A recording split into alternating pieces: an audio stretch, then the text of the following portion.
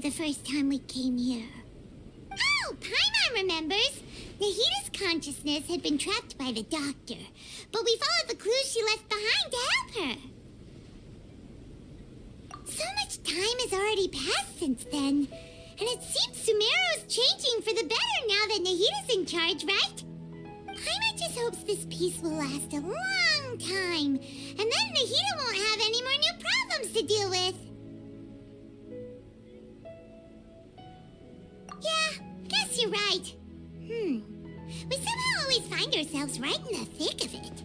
Who knows what will happen next? Come to think of it, maybe it's all because of you. Maybe you're just a magnet for trouble.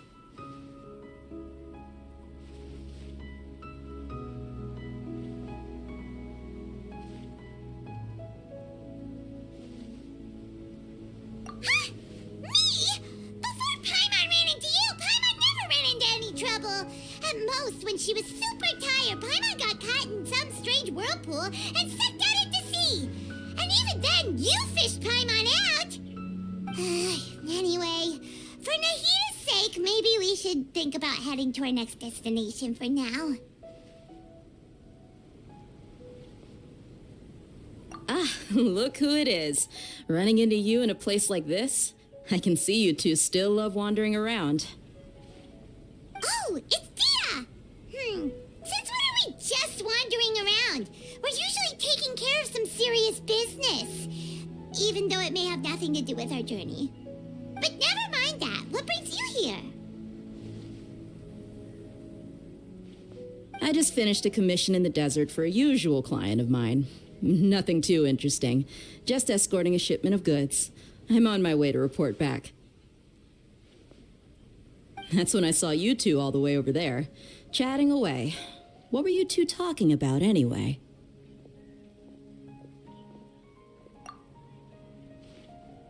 Huh? You serious? Can't say I saw that coming. But you are travelers after all. I guess you'd never stay for too long in one place. Bumping into you like this will become a rarity. I'm starting to feel sad just thinking about it.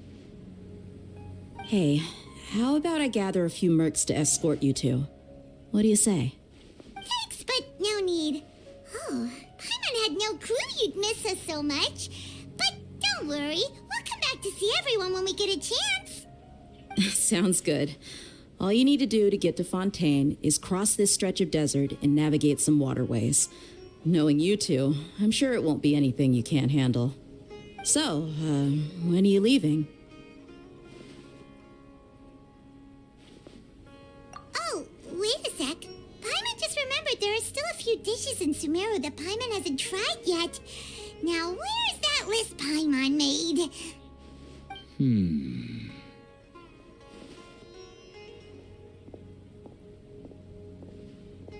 I see. Guess you won't be needing a going-away party or anything. It's sad enough to see you go like this. Though, now that I think about it, Sumeru wouldn't be what it is today without you. Seems true heroes always prefer leaving quietly. By the way, should we go say bye to Nahita?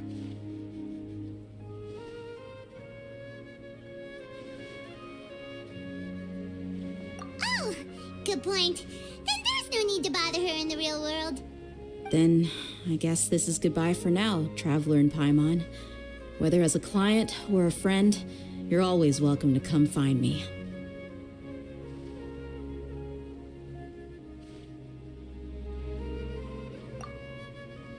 Goodbye, Dia. Bye-bye, Sumeru.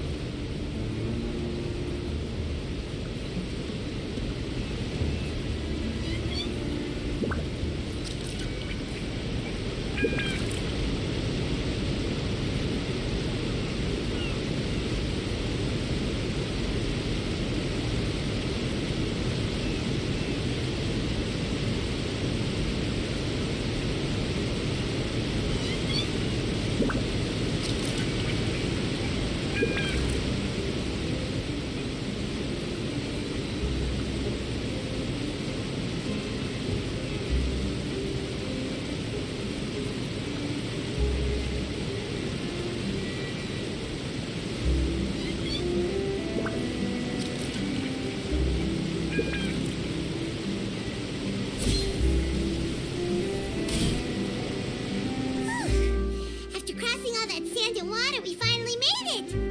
Oh, this must be Fontaine's port. Wow, everything looks so advanced in Fontaine.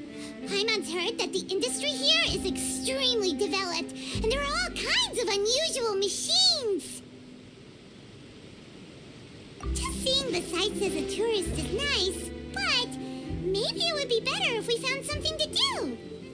What do you think? Good idea! Nahida gave us loads of useful information. Seeking out the Seven is probably still our best source for information at this point.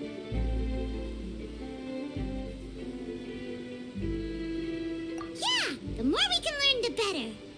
So, what do you think the Hydro Archon's like? Will we get along? Nahida said that she has a very unique personality, whatever that means. To learn about a nation's god, start with the nation's people.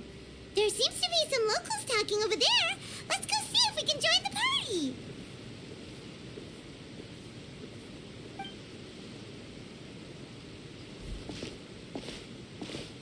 If you ask me, it's a tragedy how things ended for him. Clearly, he was a pretty decent person. Yeah, I didn't expect that kind of ending for him. I thought he would at least fight on a little longer for his family. I was expecting a sudden plot twist, but it's a pity that it never happened. Still, his story is quite the tearjerker.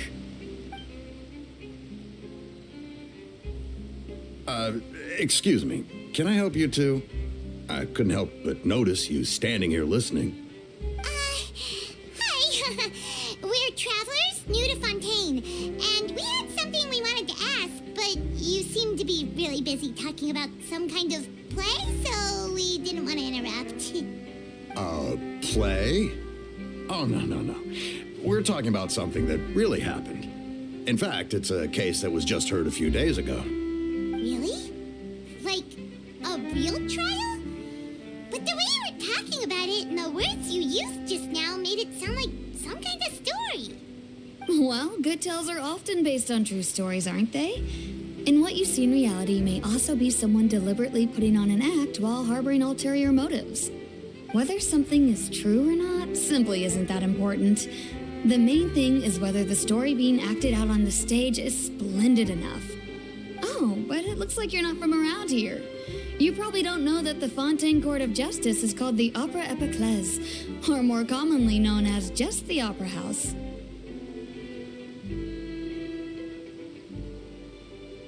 But, shouldn't court cases be treated a little more seriously than that?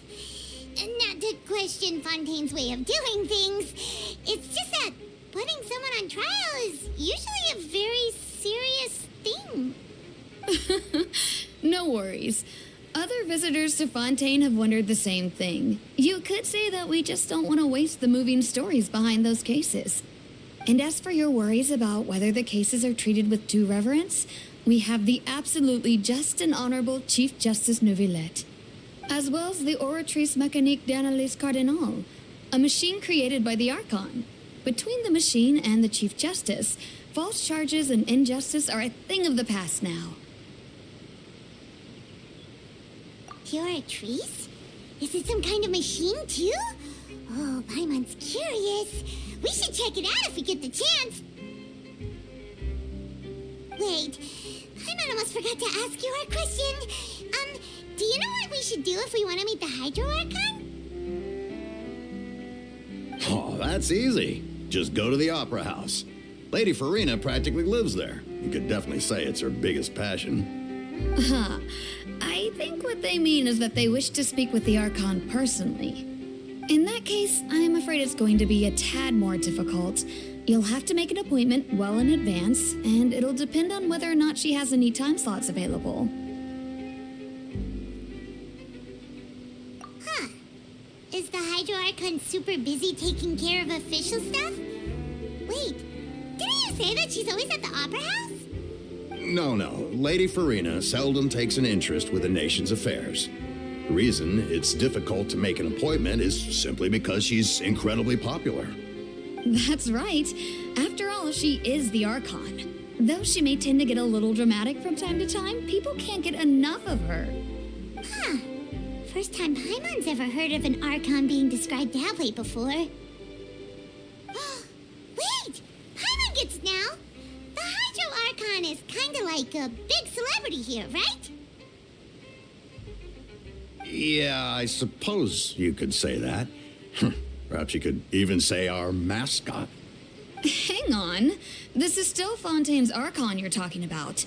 You should show some more respect. Yes, you're right. I guess I should at least try to be a little more respectful in front of visitors. Otherwise, I might get arrested and find myself face to face with Monsieur Neuvillette. Come on. Sure, there's a lot of laws here, but nobody's going to be arrested for saying something disrespectful about the Hydro Archon.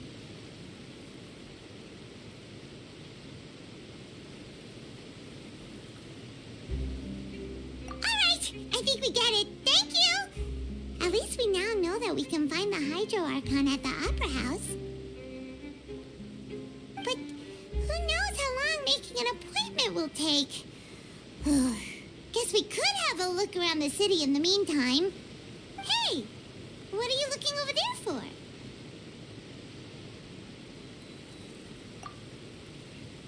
Huh. Maybe something's the matter. She isn't going to jump into the water, is she? Maybe we better go check on her.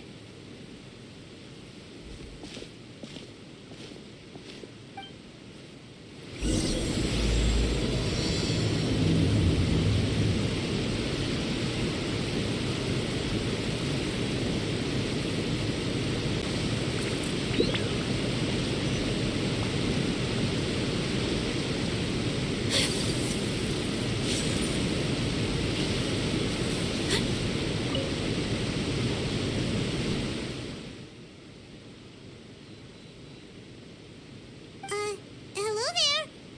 Excuse me. Are you alright? Huh?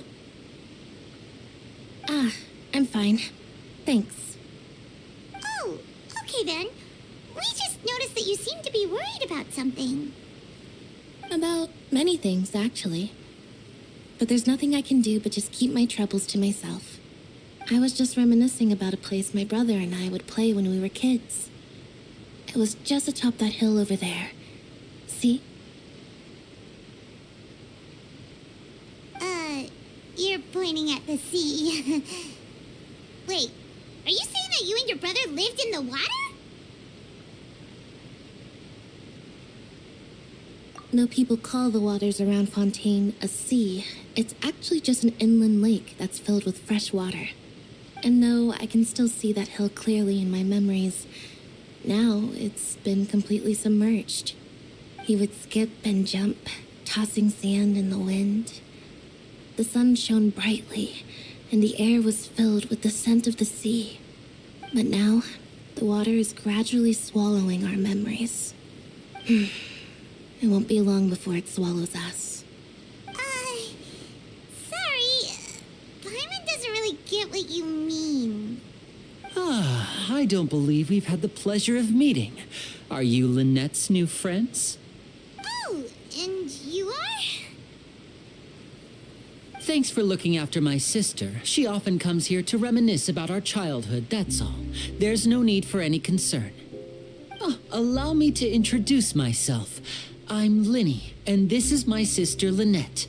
If I had to guess, I'd say you must be travelers from abroad. Nice to meet you. Paimon is Paimon, and this is the Traveler. We just arrived in Fontaine. We were just talking with your sister. Even though we didn't really get what she was saying. I see. It's unusual for Lynette to be so willing to talk with anyone. In fact, she seldom speaks at all. I'm usually the only one she ever talks to. Oh, really? Then you two are just like us. Paimon's always the one talking for some reason.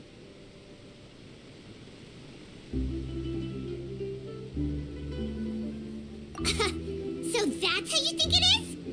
I also think my brother can be too talkative at times. Seems you were right, Paimon. We are quite similar. So, what did Lynette mean just now when she said that the water is engulfing your memories, and that it won't be long before it engulfs you too? Oh, that. It's from a prophecy that's been circulating in Fontaine for some time now. Well, I suppose prophecy isn't exactly the right word, because that implies a certain amount of uncertainty. There's no doubt about what's happening in Fontaine now.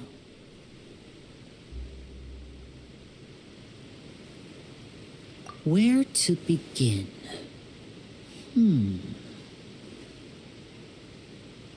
Let's put that question on hold for a moment. We still haven't formally greeted each other yet, have we? Did all the introductions earlier not count? Hello, traveler.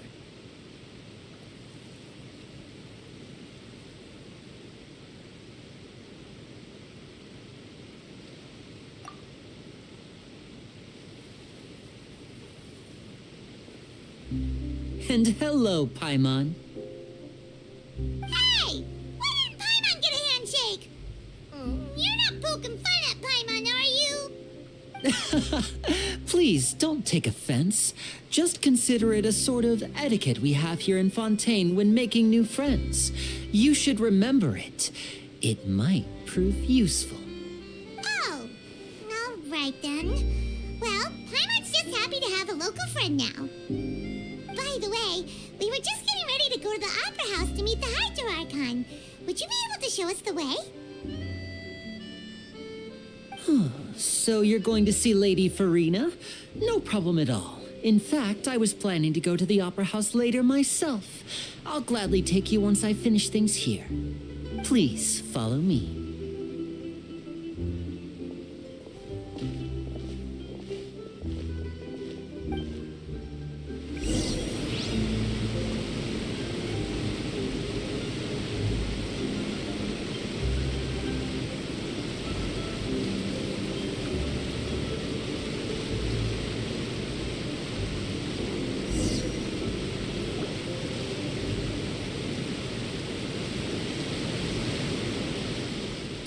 You said you were going to see Lady Farina? Well, it seems Lady Farina has come to see you.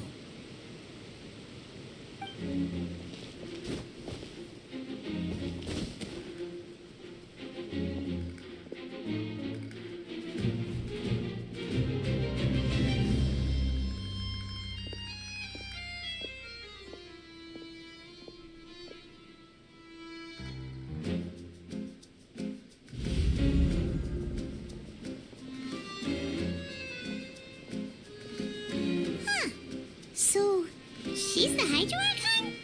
But how did she know we were looking for her?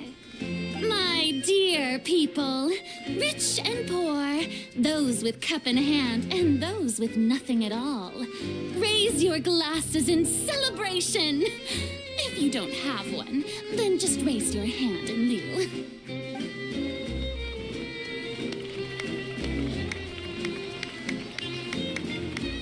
As you can all see, two unfamiliar travelers have arrived in our nation. Come, let us make a toast in honor of this traveler and her companion who have journeyed here from distant lands.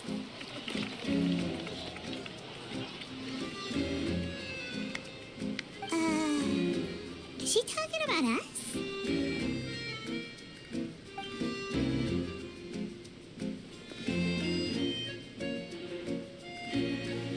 I've long heard of the turmoil and chaos you've left in your wake as you visited other nations. But I welcome you nevertheless. No, I have come to receive you personally. Fear is for insignificant cowards. I am a god, and I will never entertain the notion of such meaningless wariness. You can be rest assured, I see clearly your sincerity. Of course, seeking an audience with me is the most sensible thing to do. It will allow you to truly behold my power and witness my authority. Intelligent people always gather under the correct banner. Consulor, hereby welcome you to the nation of Hydro and acknowledge the value and significance of your trip. Now, you may rejoice in this.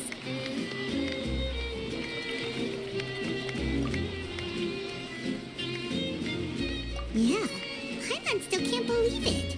Feels like we've only been here for a few minutes. But the Hydro Archon's entrance was, how should Paimon describe it? A little over the top? Miss Hydro Archon? How did you know we were coming? I see. As Outlanders, you inevitably lack even some of the most basic understanding. Don't forget that even the gods can be divided into the mediocre and the excellent. I suppose it's only natural for you to be awestruck by my abilities. You had best stop and consider. Do you really have the noble qualities and etiquette necessary to communicate with a god? All it takes is a flick of my finger for me to know everything about you. Whoa, talk about sounding high and mighty.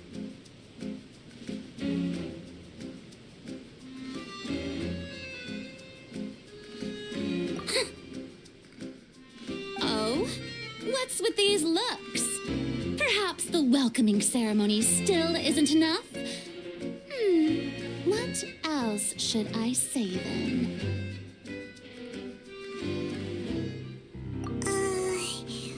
Is she waiting for us to start talking? Wow, I didn't expect to see Lady Farina here. What a surprise! Wait, does this mean they're the legendary blonde traveler? How did I not notice before? Hey, what's all the commotion? Oh, is that Lady Farina? Is there some kind of drama going on? Of course. That's the blonde traveler. The one all those stories are about. Lady Farina came here to personally see her. Oh, I bet this is going to be the duel of the century. Ooh, I've got to see this. I knew Lady Farina would never disappoint.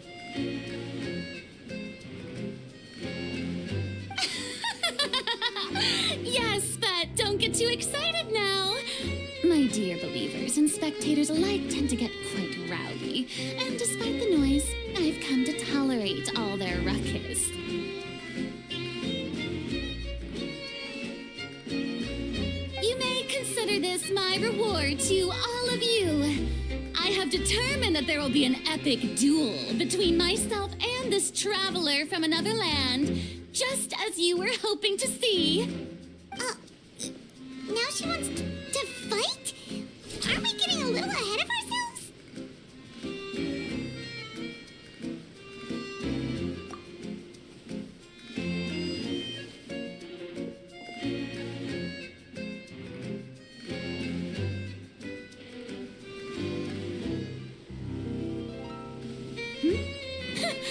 Are you not afraid? Might I remind you that this is a duel against the divine? What are you trying to do, traveler? Provoking a god in front of her people?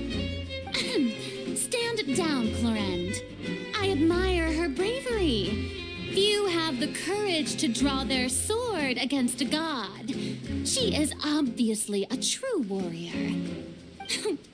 Unfortunately, people nowadays only crave to be thrilled, and a mere duel will not slake their thirst for excitement. Oh, yeah, she's right. Just a duel wouldn't be all that interesting. On Araneus, criminals are always requesting duels to defend their honor. They're getting a bit old, to tell the truth. You see. Then, as the god of justice, I shall face this traveler in another kind of duel. A duel in court! Oh, all right. Now that'll be worth seeing. Right. This is Fontaine, after all. With such a grand opera house, it would be a pity not to use it. Why do you care so much about the crowd's reactions? Seems you've spent a little too much time in the opera house. Besides, how exactly do you have a duel in court. You mean you're going to put us on trial?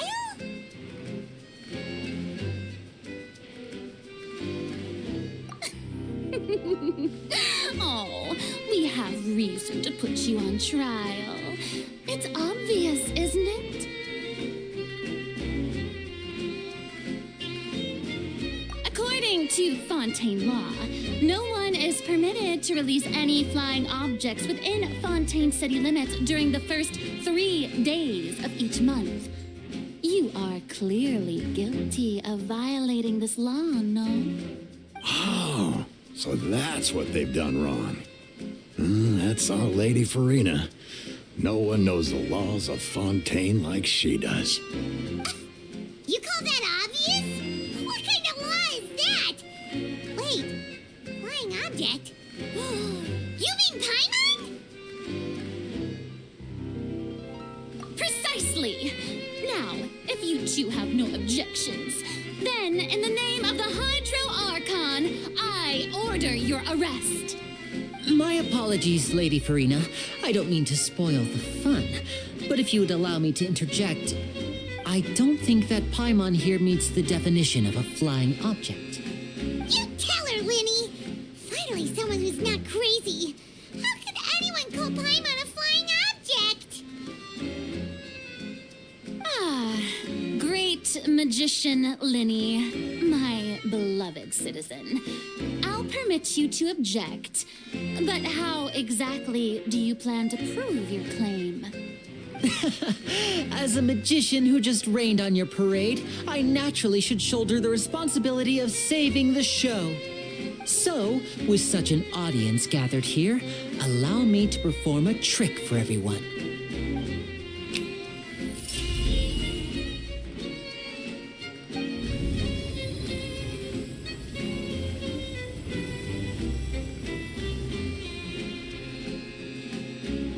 Ta-da! What's that on Paimon's back? Hey, when did you do that?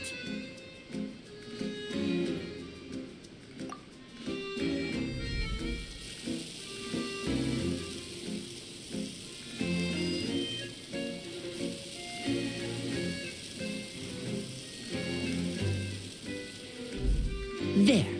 As you can all clearly see, Paimon should be classified as, well, something like a balloon. This rope has been in the traveler's hand all along. It was just that no one could see it before. You call that magic? You've got to be joking. I thought it was pretty good. Nice one. I'm not sure what to think. It seems Lady Farina's charges no longer hold water.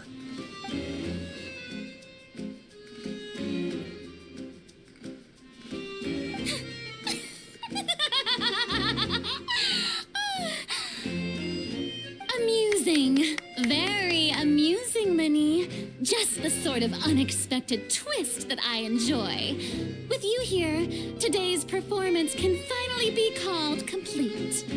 Performance? You see all this as a performance? In which case, consider the matter of your trial resolved. The god of justice will not bring charges against an innocent person. But when there are valid grounds, I will not only judge travelers from abroad, but even the gods of other lands. I look forward to seeing your upcoming performance at the Opera House, Mr. Linny and Miss Lynette. That's enough for now. Toodaloo!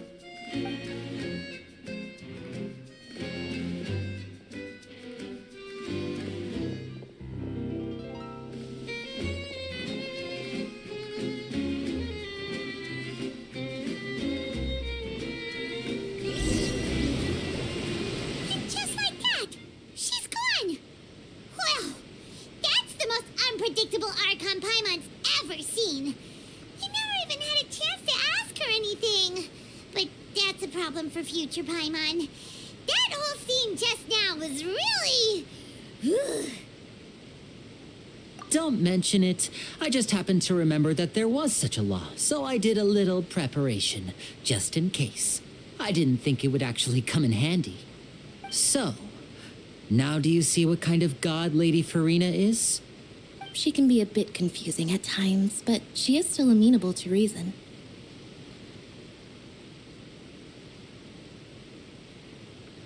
Anyway, Paimon had no idea you were a magician, Linny.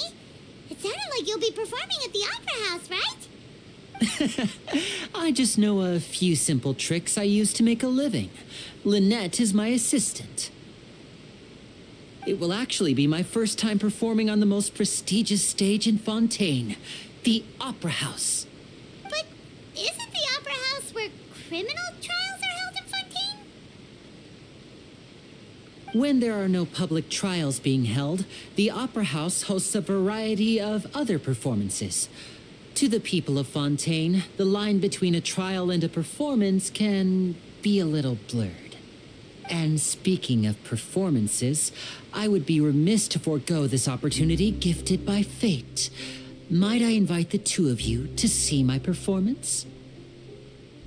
My brother's always excited to make new friends. Oh, sure. We don't really have anything to do now, and we wanted to go to the Opera House anyway.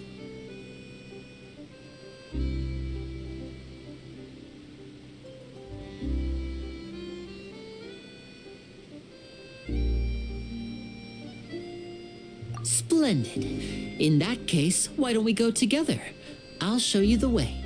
I just have something to take care of first. You really mean it? Then I'll take you up on your offer. This is a magical item known as a magic pocket. Perhaps you can help me distribute them to the people here.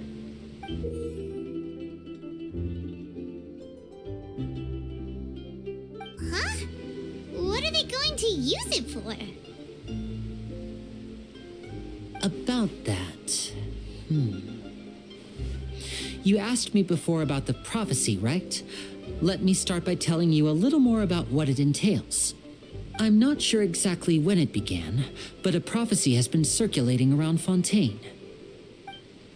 It says that every person in Fontaine is born with sin. No matter how the nation of justice holds trial after trial, this sin cannot be absolved. Until one day, the water levels in Fontaine will rise, and the sinful people will slowly be drowned. In the end, the people will all be dissolved into the waters, and only the Hydro Archon will remain, weeping on her throne. Only then will the sins of the people of Fontaine be washed away. That sounds pretty gloomy. Why are people in Fontaine born with sin? What is that supposed to mean? There are lots of guesses. Some say that the ancestors of Fontaine stole the power of the seas and stirred its wrath. Others say that the people of Fontaine never heeded the first Hydro Archon's warnings and offended Celestia. But here in Fontaine, evidence is what matters. There hasn't been concrete evidence for any of these claims, so they can only be regarded as conjecture. If even the people in Fontaine don't know what sin they committed, wouldn't it be better just to ignore the prophecy completely? Why bother feeling guilty all the time? That's exactly what the people did at first. But in the last few years, the water levels in Fontaine have actually started rising.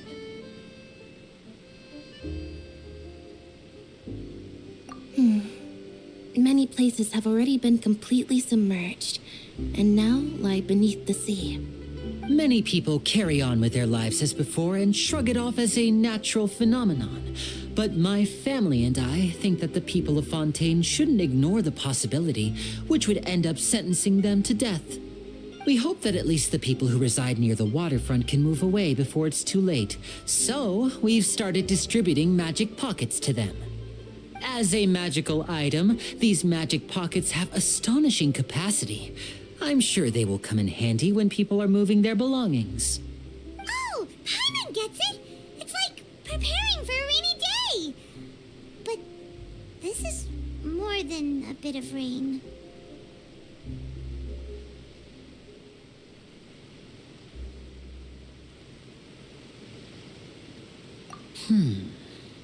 Perhaps only absolute power could ever contend with such a catastrophe.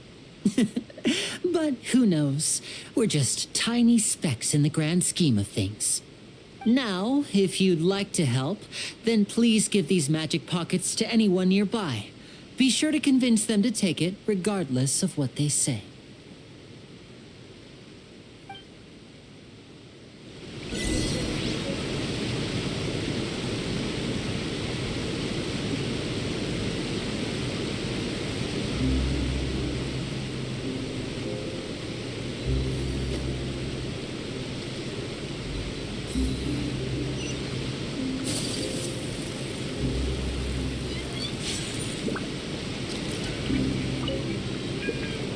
What's this? So you also believe in the prophecy. Keep it. I won't have any use for it. What? You mean you don't believe in the prophecy? No, I believe in the prophecy. But I also believe in another story. The story says that people once lived in the ocean.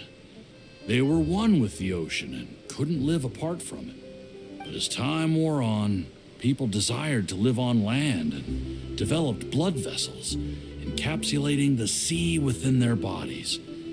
Thus could people set foot on land. So, if you ask me, when the water rises and takes us all, it'll be like we're going home. Oh, we hadn't heard that one before. But people can't live underwater. They'll die. You should probably still take it. All right, I'll take it. I guess I just feel that being dissolved into the water doesn't necessarily mean death.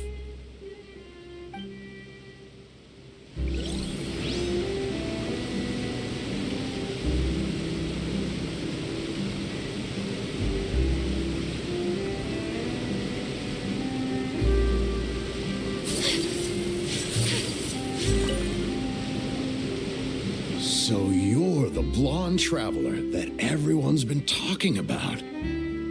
My apologies for not recognizing you earlier. Oh, a magic pocket? Seems you really thought of everything. I guess it's better to prepare for the worst and hope for the best. Thanks.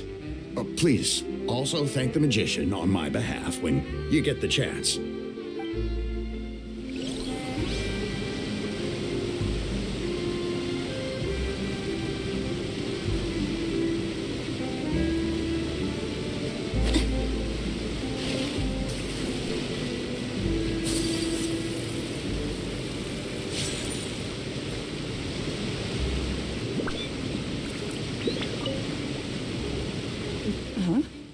I don't want that thing. Way I see it, if the prophecy's true, it's still gonna be a long time before the water can cover everything. Life is all about living in the moment. What use is there in worrying about the future all the time? We'll cross that bridge when we get to it. You should still take it. You never know when it'll come in handy. Oh, all right, fine. Thanks. It's just that if I start moving, that means I've already given up on the life I have now. I'd really rather not.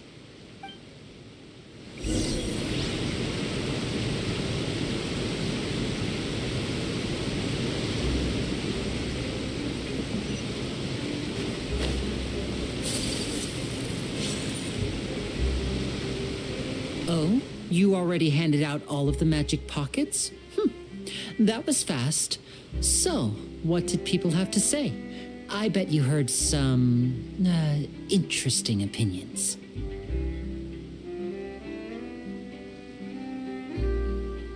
Yes, but that will change once disaster strikes. I know they'll change their minds, so it's only right to help them prepare. Is there anything else you need to do before we leave? Yes, one last thing. I have the magic pockets made by a workshop in the court of Fontaine. Since we're out and about, I was thinking about bringing him some more materials. So, you want to collect materials? Just tell us what the materials look like and we'll help. Many hands make light work. Oh, that would be much appreciated. We'll need some romaritime flowers. I remember seeing them near the waterfront on the east side of the harbor.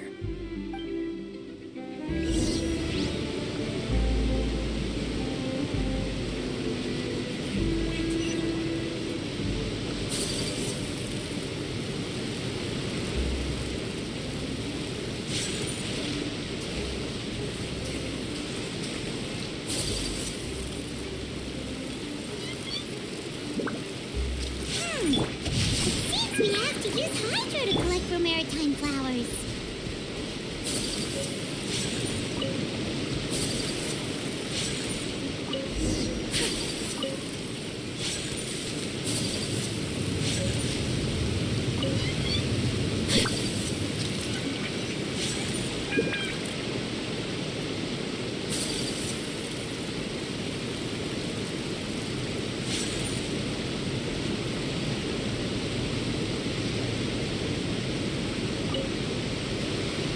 You made quick work of that. I can tell you're an experienced traveler.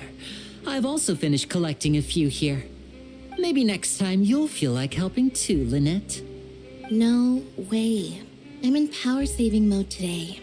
Otherwise, I fear I may not have any energy left for the performance at the Opera House. Fine. Though the performance is still a long way off. Now that we're finished here, we should get ready to head back to the Court of Fontaine. So, we're going to the Court of Fontaine before we head to the Opera House? Good. Paimon wants a tour of Fontaine's largest city and try...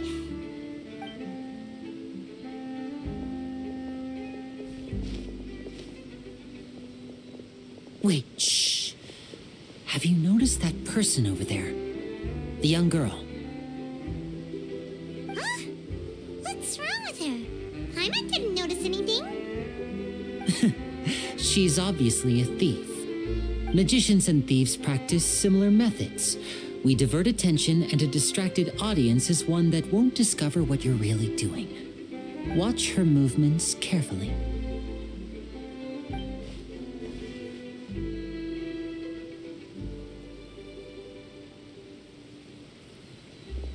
Oh, he's right! Shh, keep your voice down. We need to think of a way to catch her, but it seems she's very alert.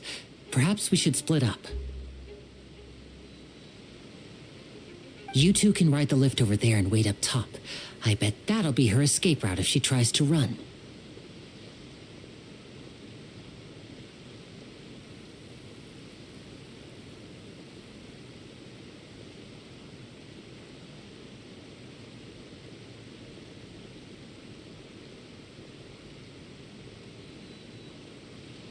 All right, let's go.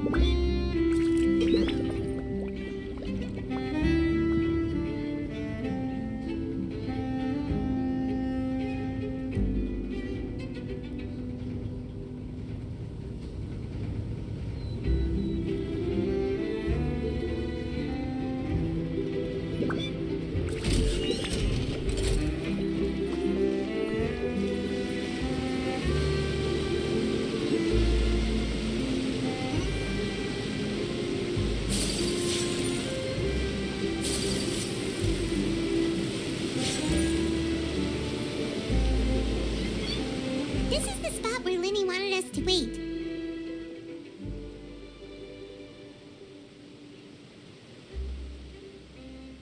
Oh, look! Isn't that her?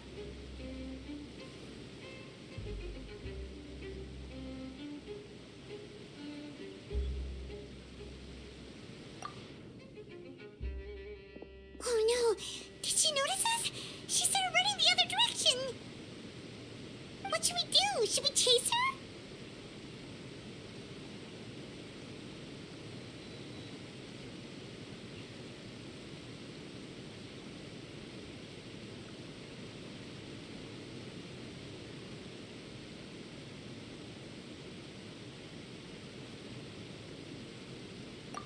You're right. She might also be trying to lure us away.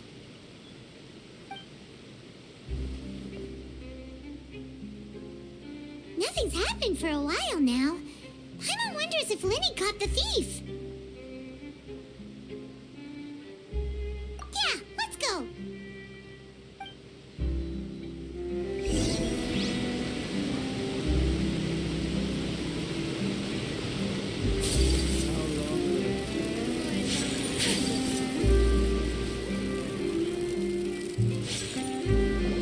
Are you sure that's all she took?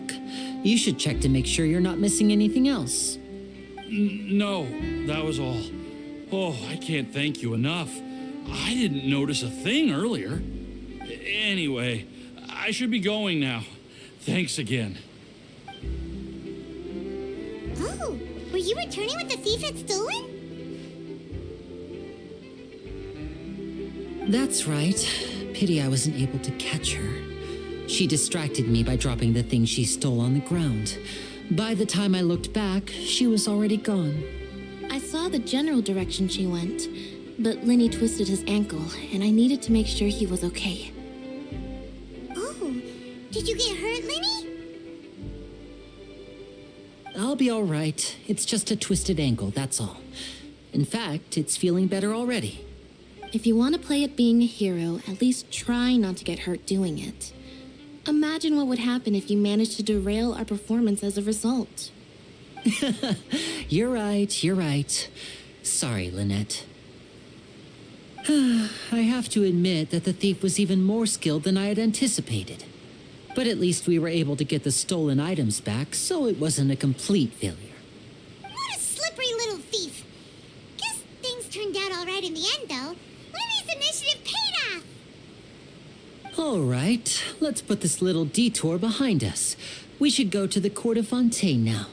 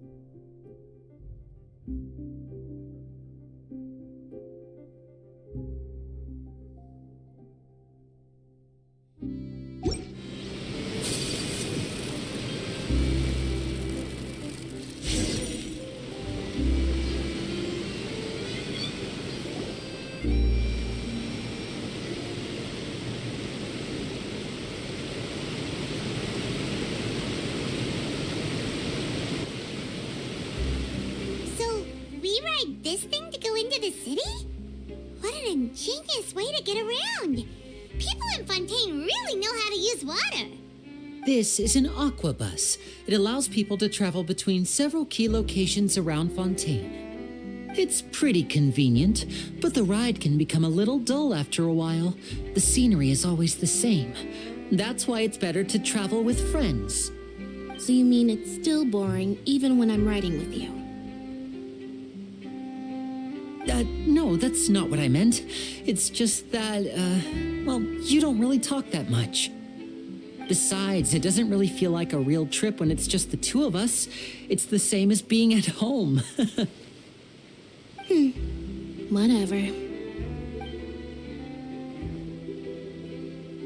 Guess that's what it's like to be an older brother.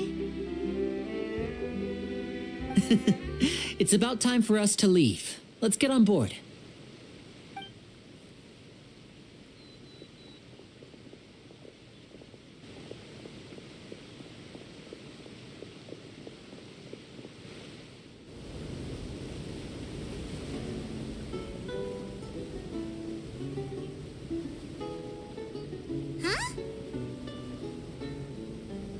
What? Traveler! Paimon! Charlotte! Oh, I never guessed I'd bump into you while riding the Aquabus. In the story of my life, this is big news. What are you doing in Fontaine? I didn't hear anything about you paying us a visit. Yeah, it's quite the coincidence, but as travelers, we're always on the move. It's not surprising that nobody knew we were coming. Though we still have no idea how the Hydro Archon knew about us. Oh, let Paimon introduce you to our new friends! Oh, no need for introductions, Paimon. I would recognize the great magician Linny and his assistant Lynette anywhere. I wouldn't be much of a reporter if I didn't know who they were. It's a pleasure to meet you. I'm Charlotte, a reporter for the Steambird. Nice to meet you. From the Steambird, huh? We've often relied on your paper to promote our performances. It's an honor to meet you. Now that everyone knows each other, Fontaine suddenly doesn't feel like such an unfamiliar place. So, what have you been up to lately, Charlotte? Any big news? Not too much. When there isn't any breaking news, I mainly cover the trials at the Opera House. You can still manage to keep readers' attention as long as you tell things from a clever enough angle, even if it's the same old topics. For example, reporting on how a scammer once deceived vulnerable girls into relationships, or how a financial criminal was once so poor that they ate a single piece of bread for 5 days.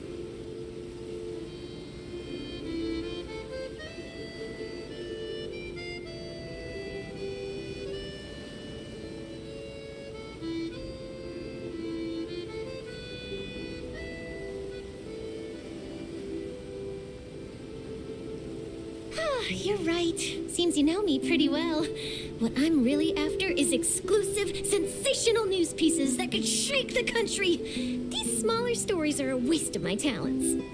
Oh, I just remembered. I've been following a case lately. Well, a series of cases, actually. You mean the serial disappearances of young women case? That's right. These stories are the talk of the town right now, and it's probably the most mysterious case we've ever seen. If I'm the first with a draft ready to publish when the case is finally cracked, and it's the headline story in the Steambird, oh, when that happens, I bet all the other reporters will shed tears of envy. I've already gathered all kinds of materials. I just can't wait for the truth to be revealed. So, what is the serial disappearances of young women case? You mean the culprit hasn't been found? That's right. The first missing girl case happened almost 20 years ago. And ever since, after a period of time, another girl disappears. What the cases have in common is that the girls are all of a similar age, and that they've all vanished without a trace. But the scariest part is that to this day, none of the girls have ever been found. Many suspects have been arrested over the years in connection with this case, but shortly after each arrest, another disappearance would always happen.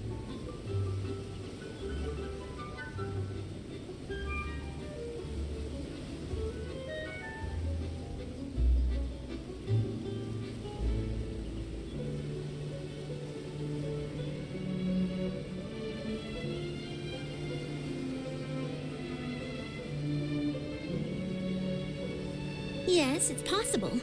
But either way, I believe that every case has some precise truth behind it, waiting to be exposed.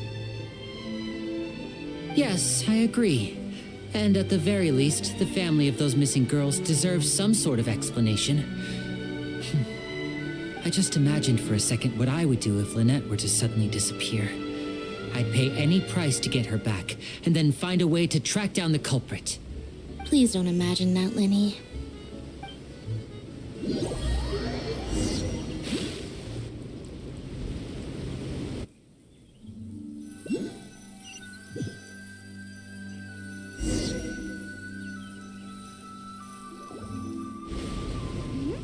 Hey, we're almost there! Look!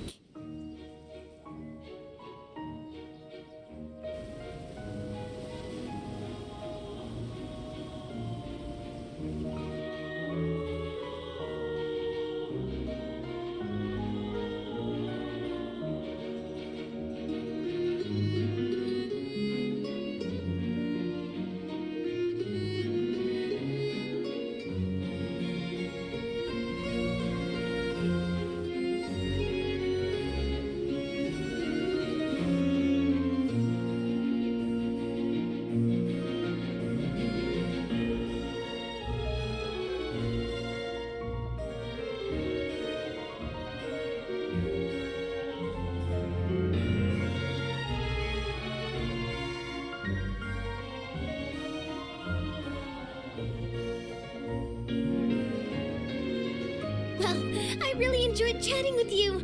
Life should be full of pleasant little surprises like this. Yeah, us as well. The ride went by too quickly. I have an interview to get to. I should get going before I'm late. Okay, Paimon hopes we can chat again soon, Charlotte. See ya! Bye now. Oh, be sure to stop by and see me at the Steambird when you have time. What a tough job. Always running around and interviewing everyone. Well, where should we go now? If you don't mind, how about we stop by my home first? Besides, I still have all the materials we collected. Sure, we wouldn't mind at all. This city is so huge, Paimon wouldn't know where to start anyway.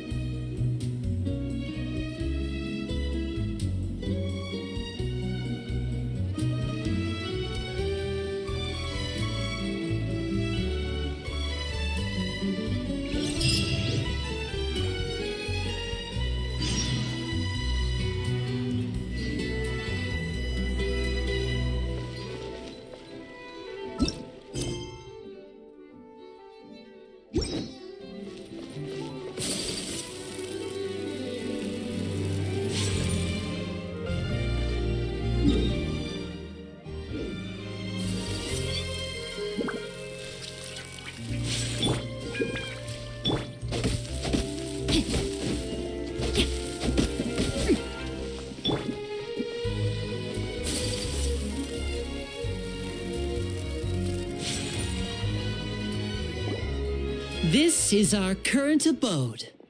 Ah, Fremine, you're home. Where did everyone else go? I have some new friends that I would like to introduce. Oh, they all just went out a moment ago.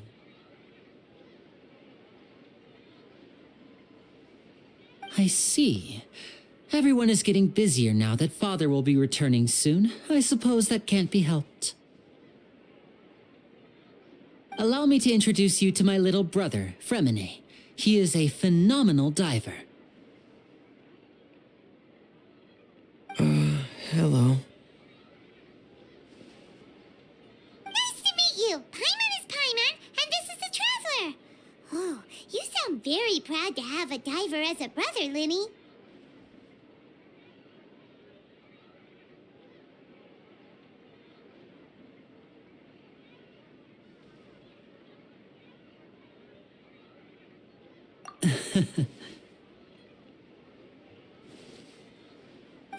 Linny, could you come here for a moment?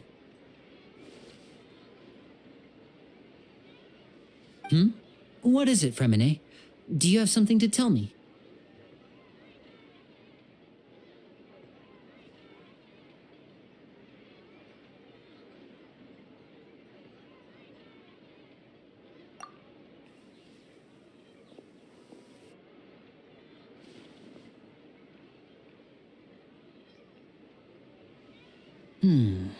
Okay, I see. Is everything all right? Oh, it's nothing. We were just discussing a little housework. Sorry for the interruption. Oh, before I forget, the Traveler and I collected more materials to make magic pockets. Were you able to get any, Fremine? Yes, I went diving and gathered lots of materials. I was about to give them to you. That's our Fremine, always quick with the underwater work. All right, I'll take these to the workshop.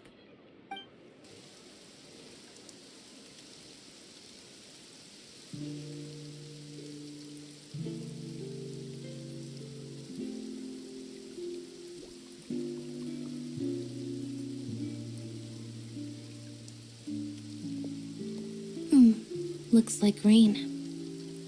Oh, you're right. But wasn't it clear and sunny just a moment ago? Fontaine's weather sure is weird. I'm afraid that's just how it is here. It often rains on days where there are trials being held in the Opera House, but don't worry, it'll clear up soon enough. What's wrong, Fremine? There's a legend about the rain that I tend to believe. It's said that a dragon of water once resided in Fontaine. Though we don't know where the dragon went, every time it weeps, the skies will cloud up and pour out rain. When I was a child, my mother told me that if I wanted to go outside and play, I should yell toward the sky at the top of my lungs. Hydro Dragon! Hydro Dragon! Don't cry!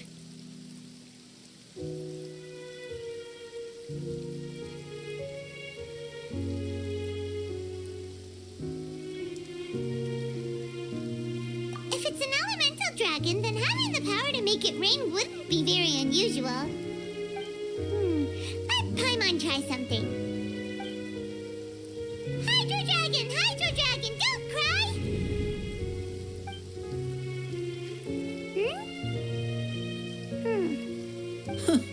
Doesn't seem to be of any use. It is just a legend after all. You know, you might be a more popular magician if you understood the concept of romanticism. Or could at least play along. Sorry, it might be because we've never met the Hydro Dragon.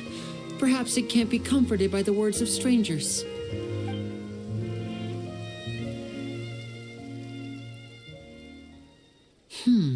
It rained for longer than I suspected.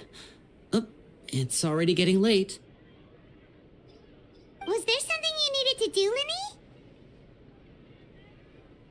Yeah, some preparations for the show at the Opera House. I need to find a way to catch the last aquabus of the day. On the day of the performance, just ride the aquabus to the island of Araneus. I'll have Lynette meet you at the fountain in front of the Opera House.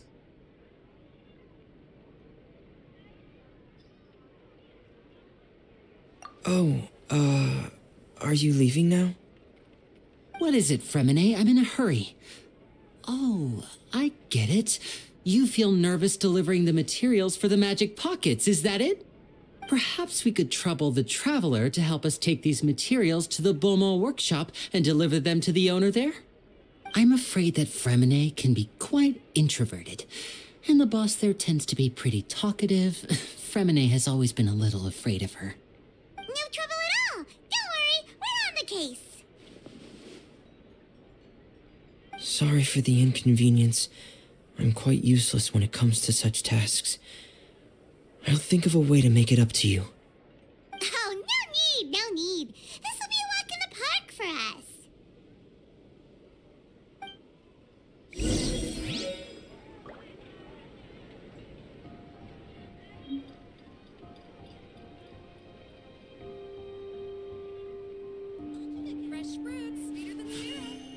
blade.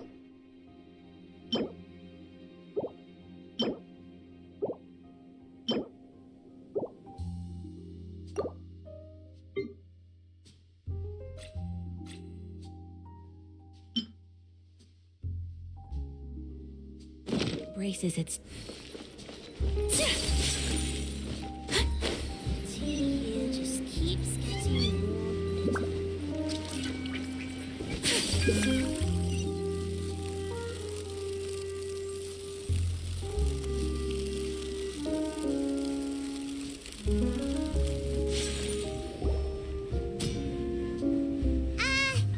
Hello? Is there anyone here? Oh, hello there. New customers? Looking to buy, or do you need something made? Or perhaps you're just looking for a chat with me. Oh no, we're just here to deliver some materials. Here they are. They're for making... what were they called again? Ah, these must be for magic pockets. I could tell right away. I've already made several orders worth now.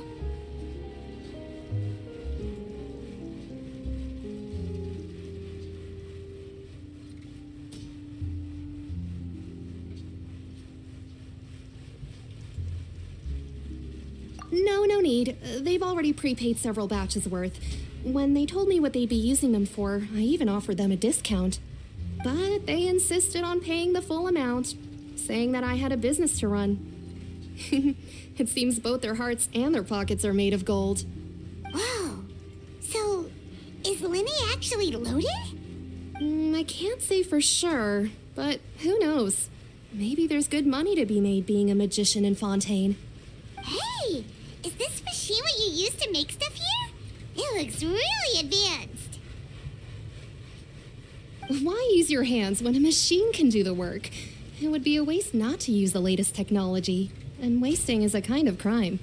But where does a big machine like that get its power from? Well, it's a little complicated.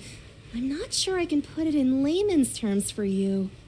But basically, everything we usually use here in the city is powered by indemnitium. It's a type of energy that's produced from trials. Huh? How can trials produce energy? Well, I'm not completely sure of all the details myself, but basically, when a trial is in session, the Oratrice Mécanique d'Analyse Cardinale harvests people's belief in justice and converts it into energy to be used all around Fontaine. So that's what its other function is? Paimon heard that the Oratrice was created by the Archon to make judgments. But Paimon still doesn't get it. How could something unreliable like people's beliefs be turned into a stable power source for these machines?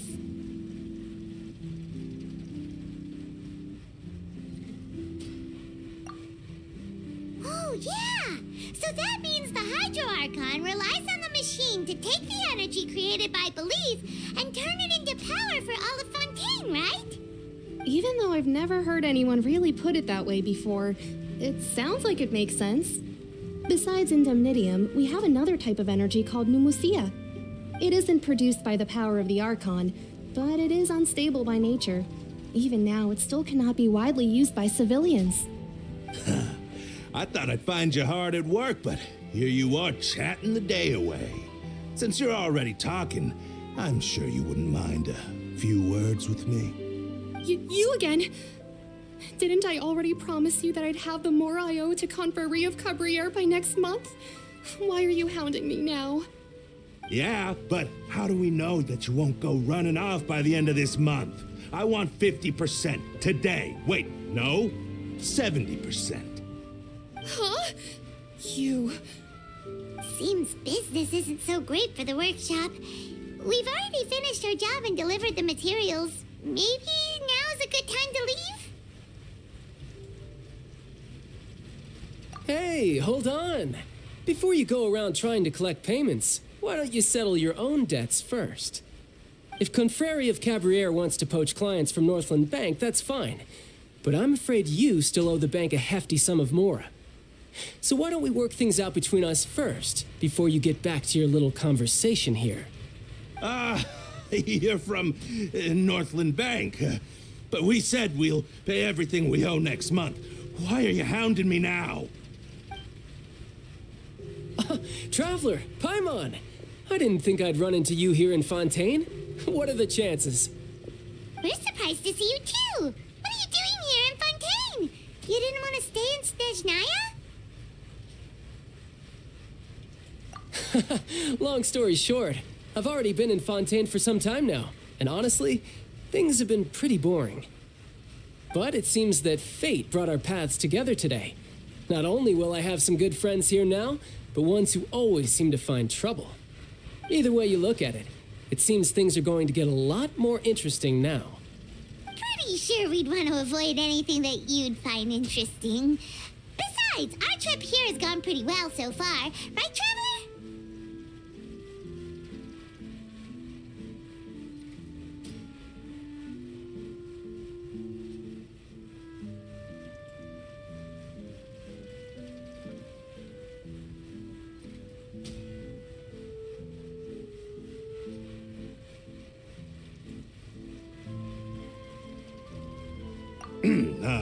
Hey, you, Northland Bank boy.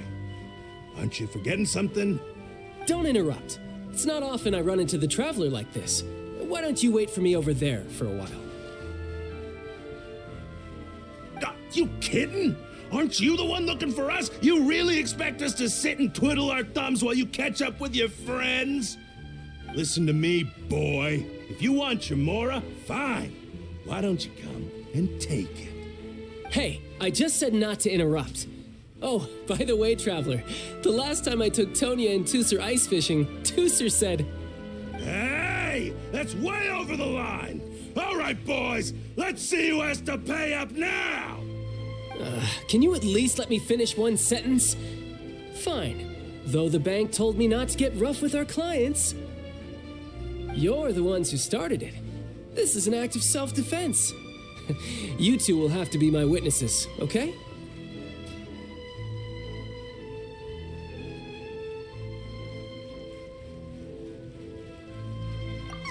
I'm sure this won't take long.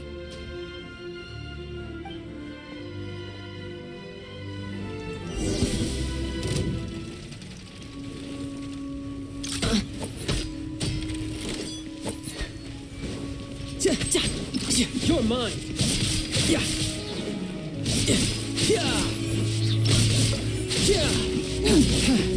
Riptide. Ta. Ta. Ta. Yeah. No time to lose. Yeah. Ta. Ta.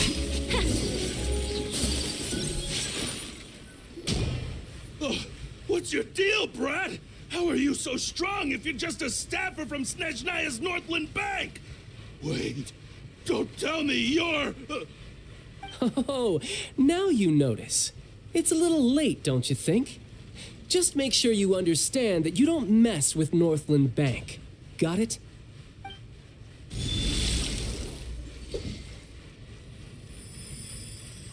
Huh? Now's my chance!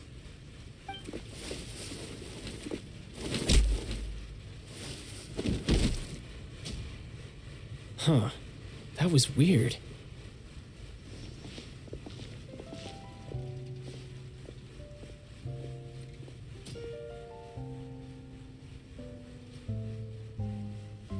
I'm not sure.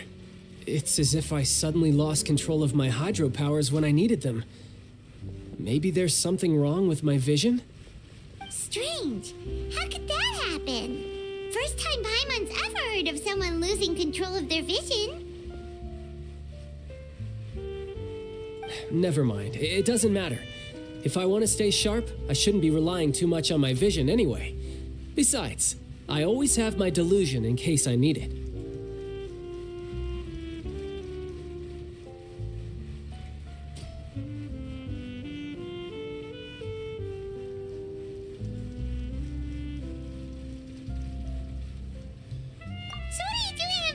Child. I don't see its work for Northland Bank. Well, I guess it's because I've been in a bad mood lately. Huh? What kind of reason is that? Wait, since when do you feel down about anything? I don't know. Maybe I still have a lot to learn about myself. But recently, there seems to be some sort of restless power stirring inside of me. And I don't know why, but every now and then I feel like I'm in a terrible mood. Maybe you losing control of your vision just now is connected with that power you're feeling inside. That is a possibility.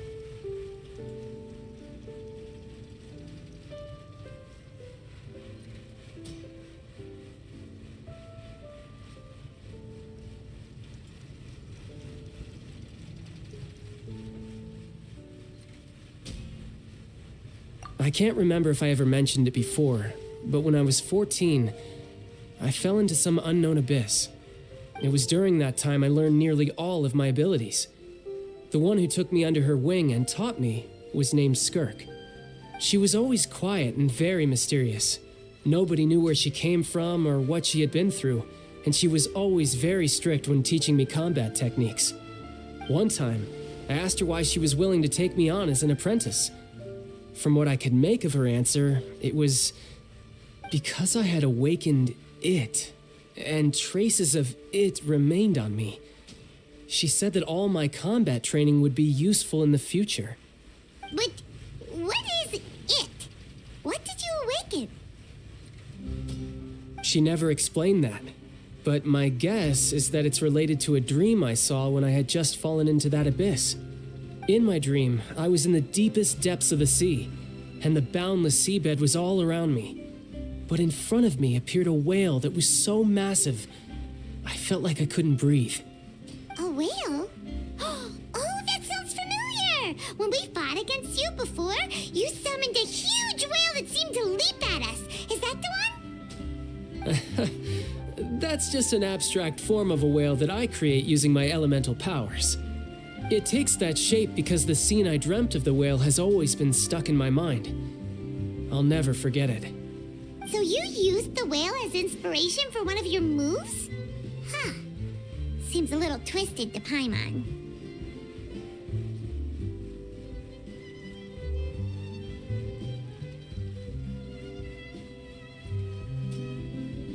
So why don't you just go ask your master?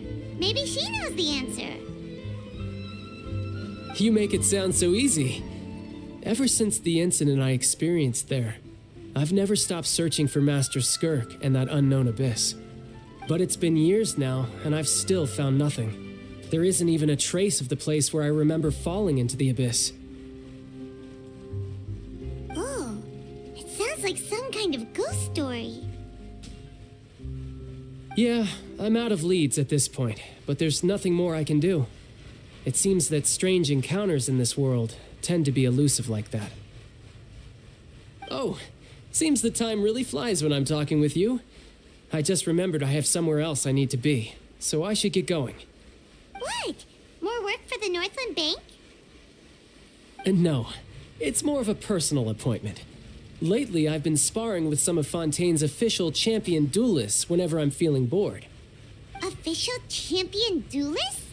You mean it's their job to duel? Yep. In Fontaine, before a criminal goes to court, they're given one chance to defend their honor by requesting a duel with an official champion duelist. The champion duelists are all powerful fighters selected from among the nation's best, and the duel itself is a no-holds-barred fight with no specified stopping point. So engaging in such a duel is regarded as a symbol of defending your honor. If a criminal manages to win the duel, they'll be acquitted. But if they lose, they'll have no choice but to stand trial. And the worst-case scenario is that you're simply killed in the duel. Though it's rumored that Fontaine has a death penalty, from what I can tell, no one has ever been officially sentenced to death. So really, the only people who opt to duel are those who have suffered a grave injustice in being accused, or those who greatly value their honor.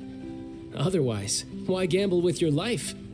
So, do many people actually get out of their trials by winning the duel? Apparently, it's exceedingly rare for anyone to actually win. Fontaine probably enacted this system as a way to show that the nation respects the honor of its citizens. Besides, none of the champion duelists are to be trifled with, which is exactly why I was itching to face them as soon as I got to Fontaine.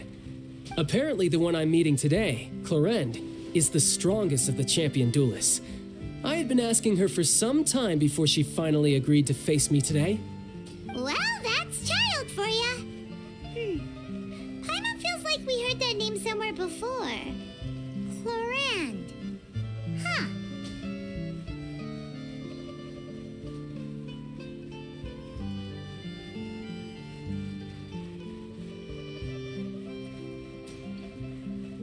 Oh, before I forget, I want you to have this. Huh? Your vision? You're seriously just giving it away? I'm just worried that it could become uncontrollable again. I'd be pretty upset if it got in the way of my duel, so I think I'll be better off without it for now. Besides, I just need you to hold on to it for a short while. I'll come retrieve it when I have some time later. Paimon knows what you're up to. You just want an excuse to come talk to us again, don't you? Whatever gave you that idea? I'll be in touch later.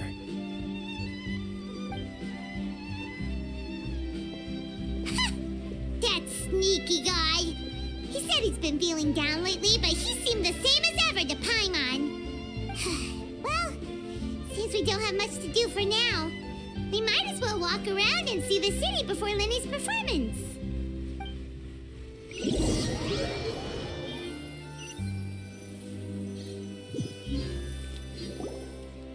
Wow! Who could have seen that coming?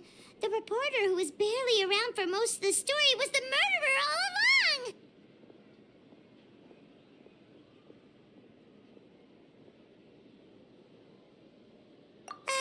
Sorry. Paimon was just surprised, that's all. Whew. Paimon never saw that twist coming. The murder mystery novels here are amazing.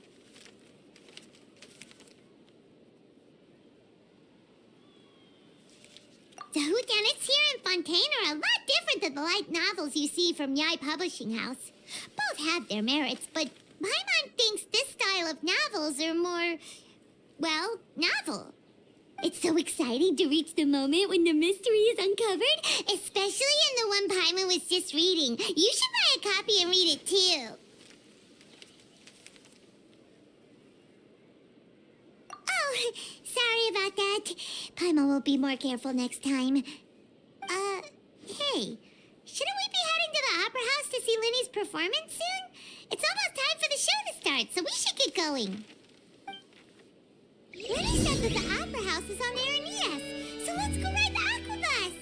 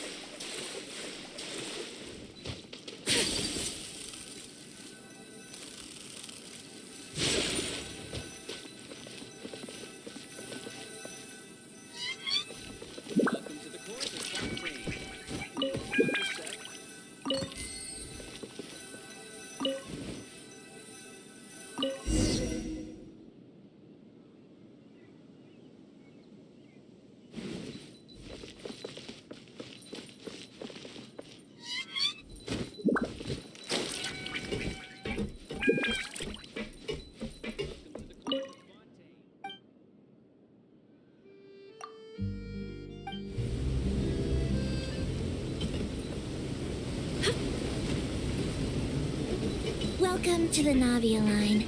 I am Elfan. The boat will be departing imminently. Please do not stick your head, hands, or other body parts outside the boat. The Aquabus operator is not responsible for any accidents or injuries resulting from doing so. Also, please remember to buy the Steambird, though I don't read it myself. The destination of the current tour is Arenias. Points of interest worth visiting include the Fountain of Lucine and the Opera Epiclese. If you look to the left in the direction we are currently traveling, you will see the famous Fontaine Research Institute up in the sky. An experiment gone wrong turned new sightseeing opportunity. Human ingenuity truly is a wondrous thing.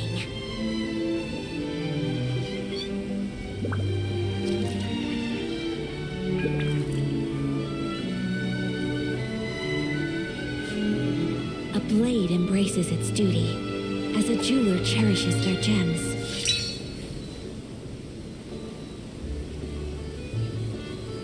We are now approaching our final destination. Please be sure to bring all your personal belongings with you as you disembark. Even though I will take any forgotten items to the lost and found, the paperwork is rather annoying, as Melusine hands are not suitable for grasping pens. Please be careful when disembarking. It has been my honor to be your tour guide this trip. Thank you.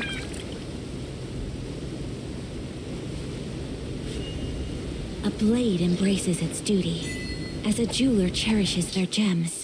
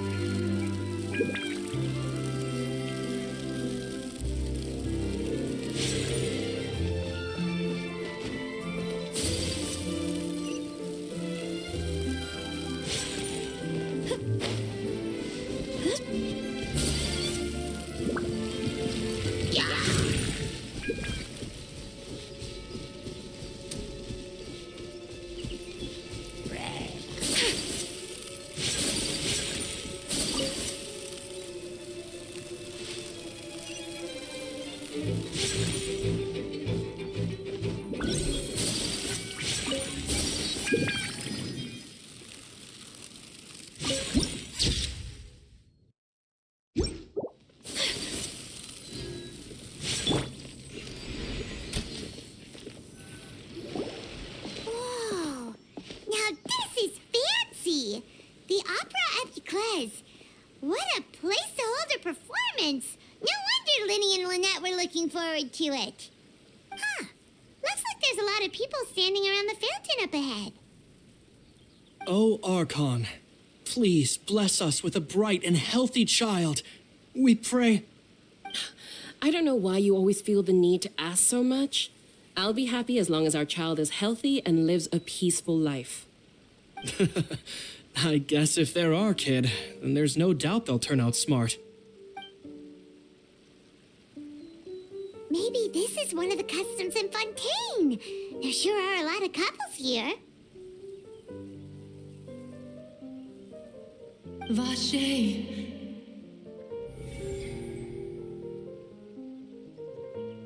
What's wrong? Vache. Vache. No, Paimon didn't say anything. Are you hearing things? Welcome to the Fountain of Lucine. All the water flowing through Fontaine converges here. It's customary for newlyweds to come here and wish for children. Lynette, you scared Paimon. When did you get here? Lenny asked me to wait here for you, remember? Right.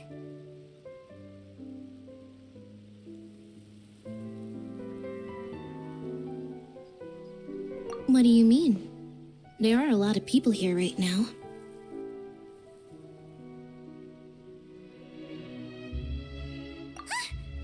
Hey, you're not trying to scare Paimon, are you? Besides, it's the middle of the day. It's not the time for eerie things. I see. I might be able to tell you something that could help explain the voice you heard. In fact, you might not be imagining things at all. I suspect that what you heard is a result of your hypersensitivity to the hydro element. Others in my family have had similar experiences. It's because of her sensitivity to the hydro element? But what would hearing a voice have to do with elemental power? When do you cry, Paimon? Wait, what? What does that have to do with anything? Just answer me. When do you cry?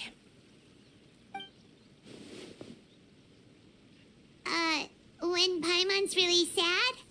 Oh, and when Paimon's super happy. Oh, and also when Paimon's really, really scared. Then you should understand that tears contain your most intense emotions.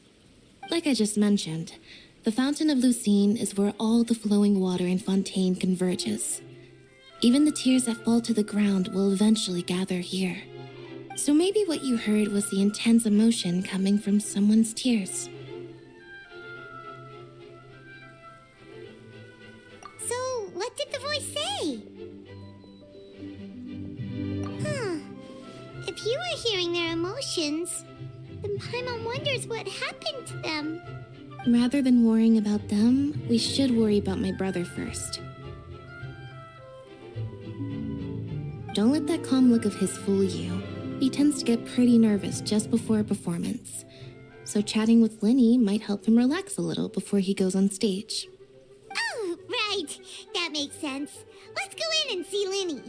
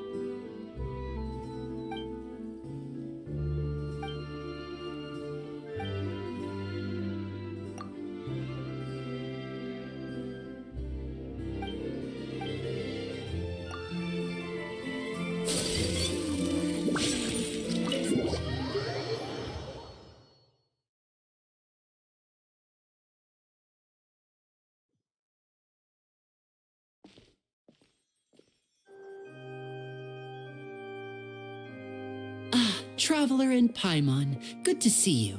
I knew you two would come. Are you kidding?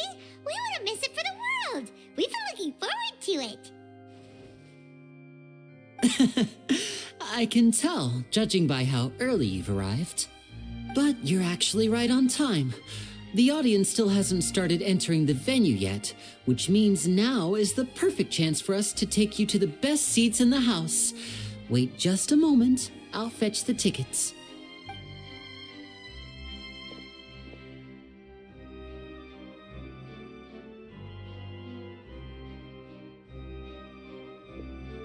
The Opera House has assigned seating, so you always have to make reservations.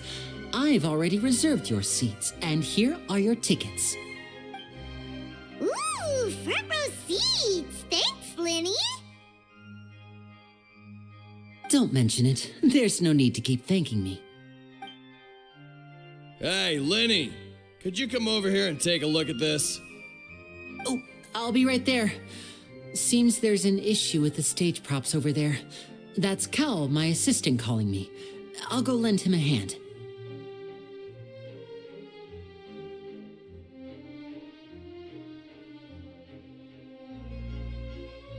Yeah, we'll just go to our seats. You go ahead, Lenny.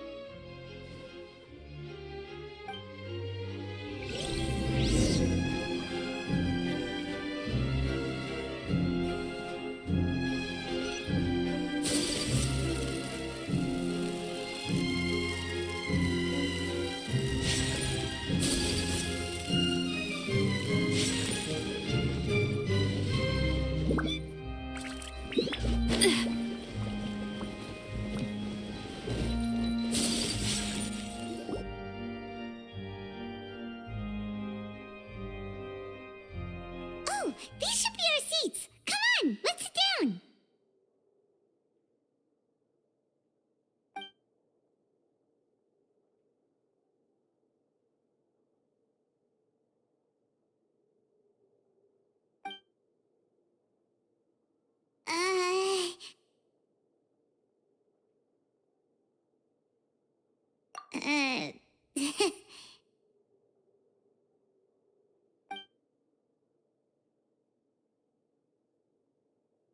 Hey, Traveler, maybe we should strike up a conversation with the person next to us.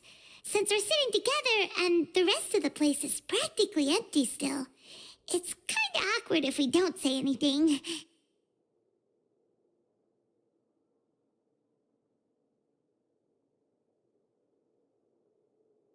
Ah, you little... Of course you put this on Paimon. Excuse me, I did not realize you felt awkward. I am terribly sorry. I would be perfectly happy to chat with you if that is what you would like. Oh, so you heard all of that, did ya? Boy, you sure have good ears. Paimon thought she was keeping her voice down. Wait, that's not it. Paimon's sorry. Paimon's the one who was being rude, talking under her breath like that. So let's talk, but, what should we talk about?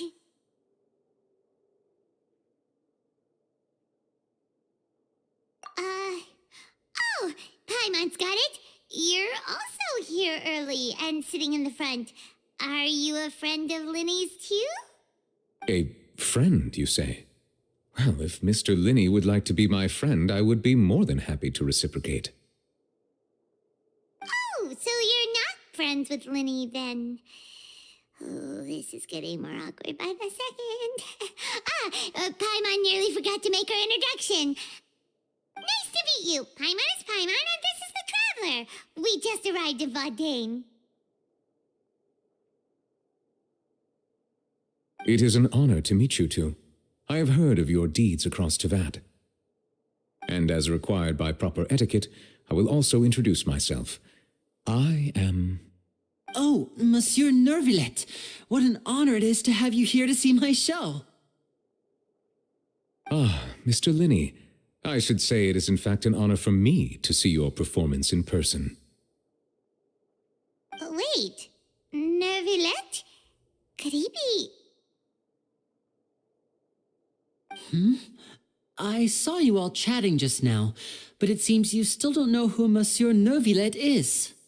Allow me to introduce you to Fontaine's Chief Justice. That seat is always reserved for him. It wouldn't be too much to say that he's the symbol of justice and honesty here in Fontaine.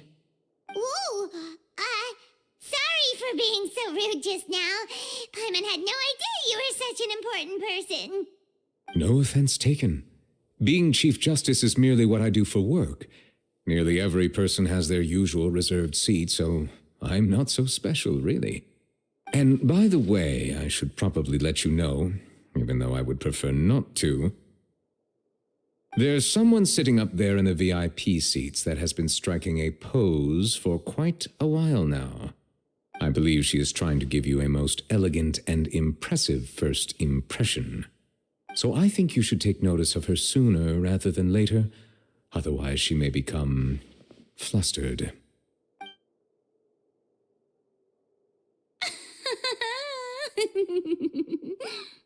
Huh?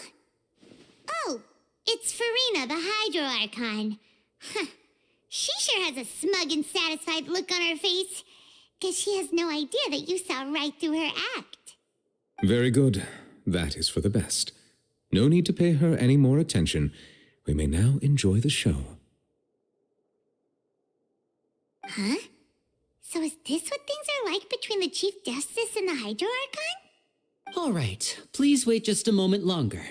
I've pretty much finished my preparations, and the performance will start as soon as the audience has made their way to their seats. Yay! The show's finally about to start! Paimon can hardly wait! Paimon's never seen a real live magic show before!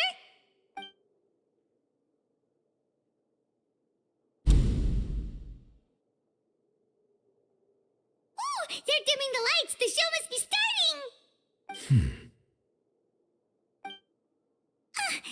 Sorry. Paimon will try to stay quiet. Welcome, one and all, to the Opera Epiclese. I am the star of today's show, Linny. And over here is my sister, Lynette, who will be working as my wonderful assistant. Please, let's give her a warm welcome. Hello, everyone. I know she may seem to be a little sleepy right now, but that's just a sign that she's nervous. Whatever. Now, some of you may be thinking, two vision holders who can freely manipulate elemental powers performing magic is not true magic at all. So, I would like to take a moment to assure you that elemental powers will have nothing to do with what you will witness on the stage today.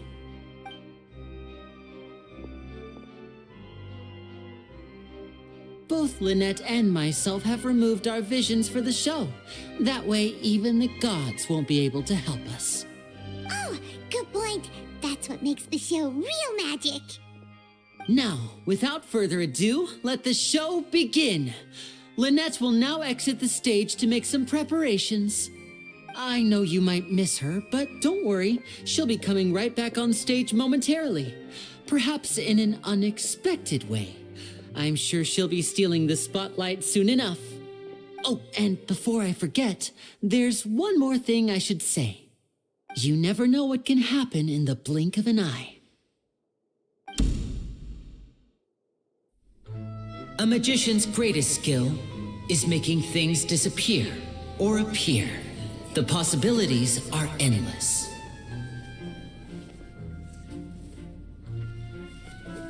Huh?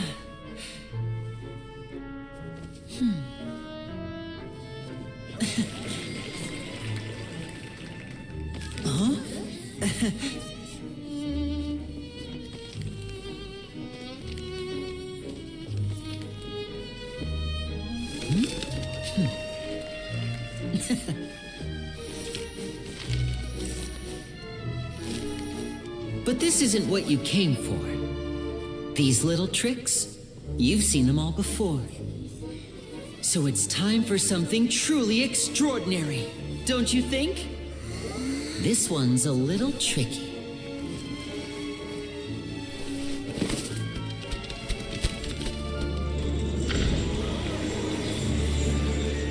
Using this water tank, I shall make my sister vanish completely, right before your very eyes.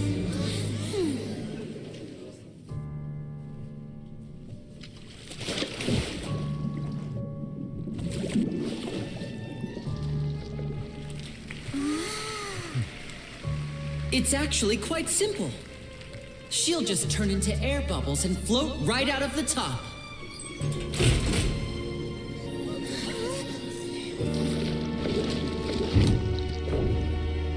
Oh no!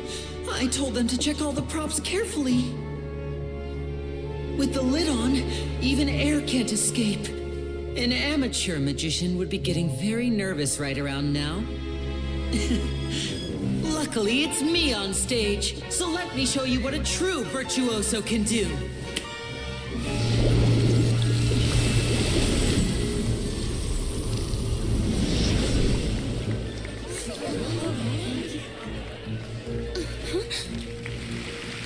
Lynette, are you still there? Don't go too far. We don't want to use up all our magic. Hi, I'm back. Uh-huh.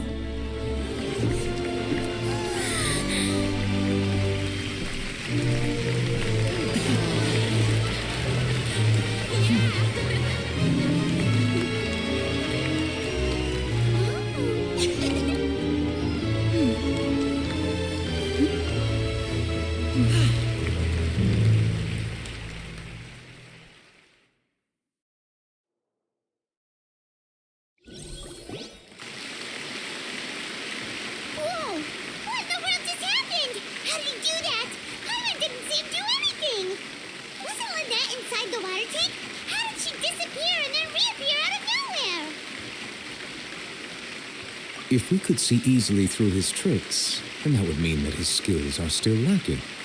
To appreciate magic, you should focus on the show happening on stage, rather than getting caught up in trying to see that which has been intentionally hidden. Guess you're right. Paimon couldn't believe her eyes when Lynette reappeared. Amazing! Thank you everyone. I'm glad you enjoyed that performance. But our magical journey has only just begun. I've prepared even more astonishing surprises for everyone here.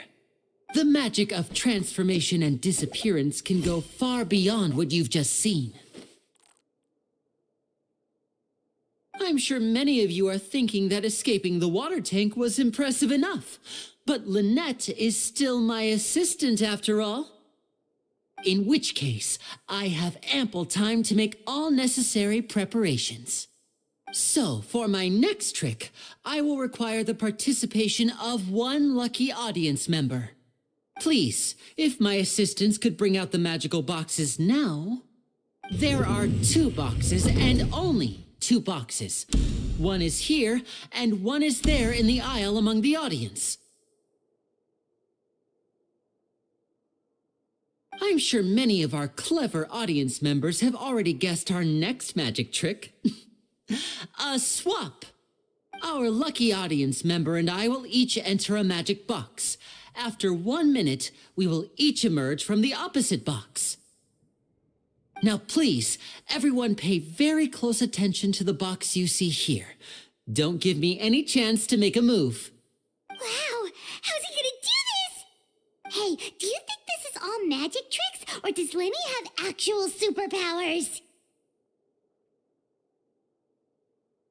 The lucky audience member will be generated by this random number selector. It selects numbers entirely at random. Even I don't know who will be chosen to participate. Now then, let's begin. Let me see. Oh, row 7, seat 3. Congratulations! You now have the chance to experience magic firsthand for an entire minute. Please, come forward. My assistant will take you beside the magic box. I'm sorry, it might be a little cramped inside, but no need to feel nervous. We've carefully arranged everything for you to be as comfortable as possible. You don't need to do anything, but no matter what strange things may happen, don't come out of the box. If the magic is interrupted, who knows where you might end up? You might even find yourself in the fortress of Meropide. Oh, okay. All right. Before I enter the magic box, there is one more thing I need to ask the audience to do. Could you all give me a countdown? Like this. 60, 59, 58. Just keep counting down. You can go a little faster or slower if you like. I won't be able to see anything in the pitch black box, so I'll be relying on your voices to know when time is up. Oh, and no tricks now. If you quickly count from 60 in just 30 seconds, then I'll be in a tough spot. Ooh! Paimon kinda wants to count faster after hearing him say that!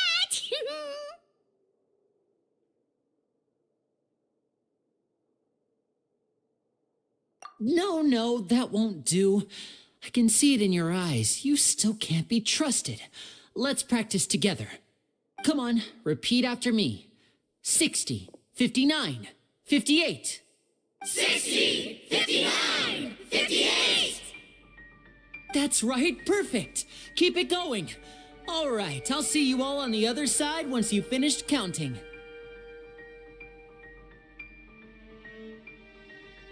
54, 53, 52? Huh? Why aren't you counting, Nervalet? I am counting in my head. I think things are exciting enough in here as it is. Merely a consequence of my identity and personality. Do not worry about me. Just enjoy the show. Oh, all right. You look so serious that Paimon thought you might be feeling uncomfortable or something. 40, 39, 38! Mr. Linney, are you all right in there? Is everything ready? Yes, I'm fine. I'm just double-checking the direction of the magic. It would be a disaster if we get sent to the wrong places. For example, mid-air right above the audience. Even though he's saying that, Lenny doesn't seem nervous at all.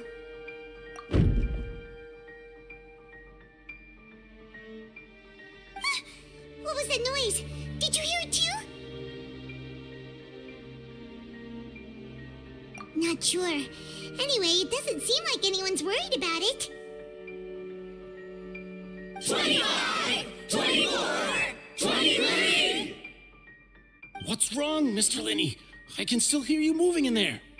I seem to have accidentally knocked over a decoration.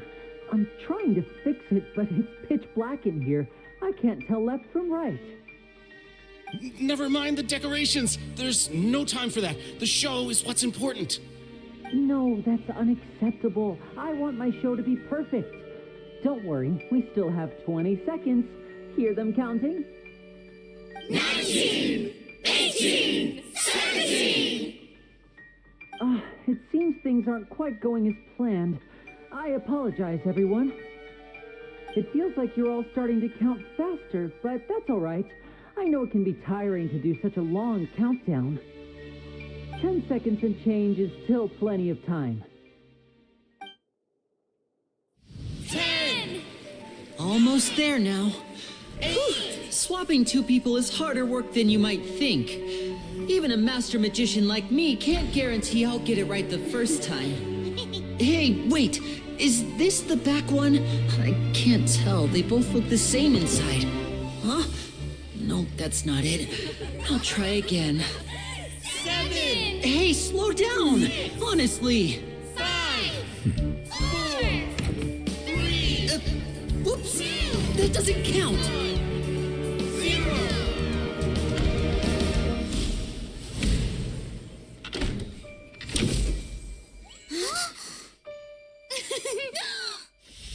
Ta-da!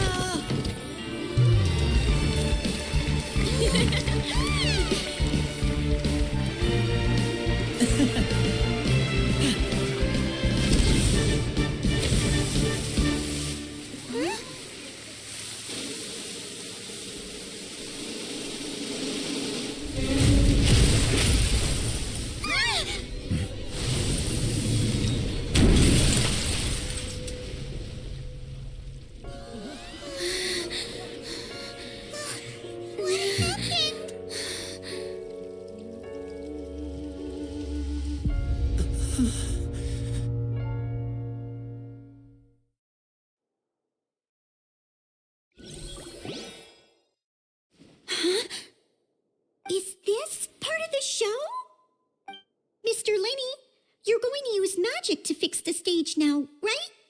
What happened? Oh no. Maybe this isn't part of the show. The girl was still in that box, right? This performance is over. Medical staff with me. Guards, secure the scene and detain all the performers. Seal the exits. No one is allowed in or out at this time. Yes, that's right. If this was just an accident, then we must investigate the cause.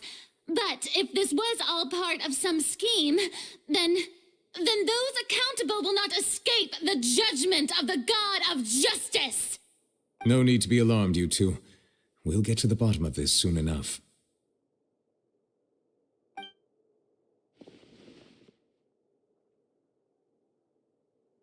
Unfortunately, the person who is in the magic box has been pronounced dead.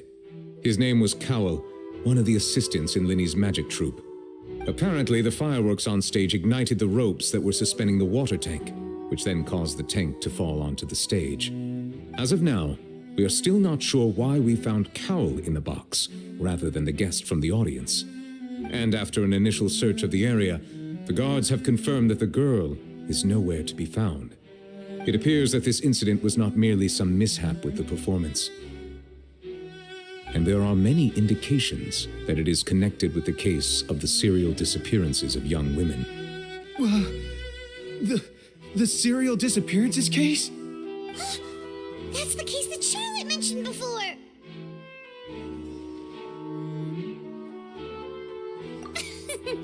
I know the truth. I can see through the whole thing. Really, using such a shallow and obvious mystery as his finale, did he really underestimate us that badly? I say that our powerful magician, Mr. Linney, is now the prime suspect for the serial disappearances case. Huh? Why me? This whole thing was an accident. Oh, this all occurred during your magic show, did it not? The missing girl disappeared after being chosen, did she not? The deceased is one of your assistants, is he not? Now that I think about it, that whole speech about magicians making things disappear was nothing more than a provocation, a bald-faced challenge. That can't be right. How can Linny do this? He was in the box on the stage the entire time. We can even hear his voice. Besides, before the show, he told us that he would like to catch the criminal behind the disappearances. He couldn't possibly mean catching himself. Save discussion for a later time, please. Lady Farina, may I assume that your comments just now constitute an accusation against Mr. Linney and his associates, and that you are pressing charges? Huh? I just think that I think it might be a little early to talk about formally pressing charges. But what Lady Farina said just now makes perfect sense. Looks like she's gonna personally deliver justice. A kidnapping and murder carried out under the cover of a magic show. Lady Farina said it all. Of course, my dear people. But what excites me even more than the obvious truth before our eyes is the opponent I'll be facing. That's right. I mean you, Traveler. You'll support Linney, won't you? After all, he was the one who helped you the first time we met. Then there's no problem at all.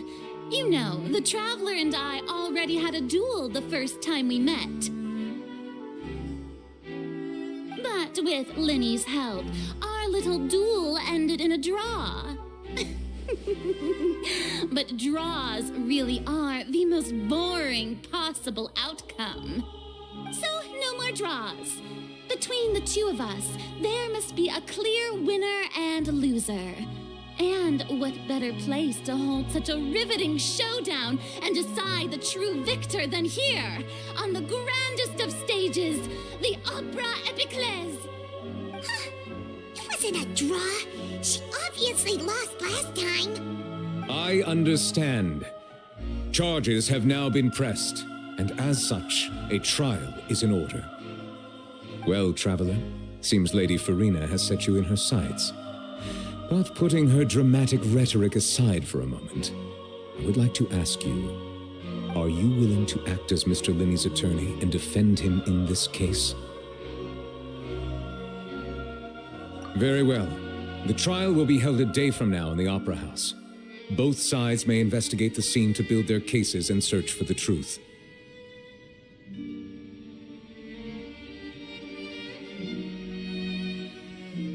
Linney and his troupe are all potential suspects and shall remain within the Opera House.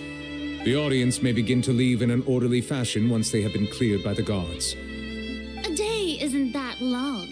Let's see what kind of case this big shot Outlander can build in such a short amount of time. I'm really quite looking forward to hearing it.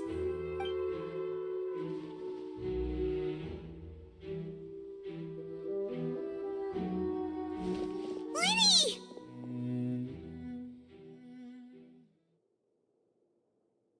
Sorry about everything that happened just now. Were you frightened? Of course! Who wouldn't be scared after witnessing an accident like that? Yeah, I'm a little shaken up myself. How could this happen? And poor Cal. I know you already claimed that you would defend me, but now it's just us talking. Tell me, do you think I could possibly be the murderer? Good to hear. Thank you so much for trusting me. I'm sure everyone sees me as the biggest suspect at this point. But if you ask me, the whole thing is mysteries layered upon mysteries, such that all that's left is confusion. I don't know whether what happened there on the stage was purely an accident or not, and I don't know why poor Cal was in the box.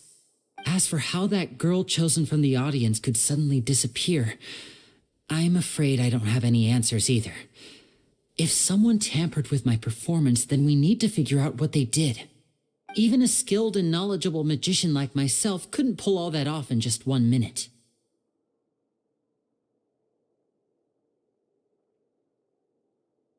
Which is precisely why we need to investigate.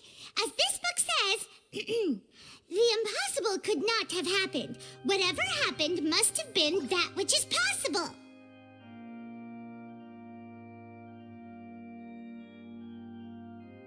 Paimon bought them when we were reading at the bookshop in the city earlier. Pretty cool, huh? Don't worry, Paimon used her own savings to buy them. It wasn't from our travel funds. I think they look cute on you, Paimon. You have good taste, Lynette. That's the right attitude. Feeling depressed isn't going to help me now. I need to get back to my normal self. But with the guards watching our every move, it's going to be especially difficult for Lynette and I to prove our own innocence. Good thing you agreed to be our attorneys. Thanks for that. We'll be counting on you. Yes, thank you so much. Yeah, just leave it to us. Oh, since we're going to start investigating, Paimon has a question first. Where did Lynette go during the performance? Well, I'm afraid that would involve some of our essential trade secrets as magicians. The secrets behind our magic are past saving, Linny. I suppose you're right. The truth behind our tricks is going to be important evidence that will be weighted during the trial. 'Tis truly a pity.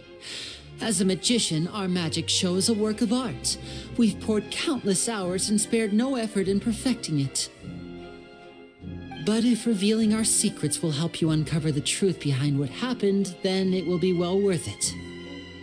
We should go somewhere else if we're going to discuss our magic tricks. We'll go speak with the guards, and in the meantime, you can go investigate the stage and the seating areas.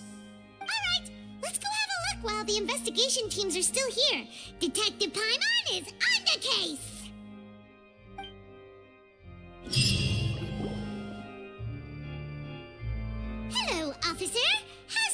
investigation going? I see. You must be the traveler that Lady Farina mentioned. Listen, I'll be perfectly honest with you. I'd avoid getting mixed up in this whirlpool of a mess if I were you. Huh? What do you mean? Come with me and you'll see. The deceased is one of Linny's assistants named Cowell. Even though he hadn't joined the troupe long, he was hardworking and everyone generally liked him. The assistants are usually in charge of setting up and inspecting the props, as well as assisting with the show and keeping the crowd engaged. As you probably saw when you were in the audience, the water tank suddenly fell and smashed the box with Cowell inside it.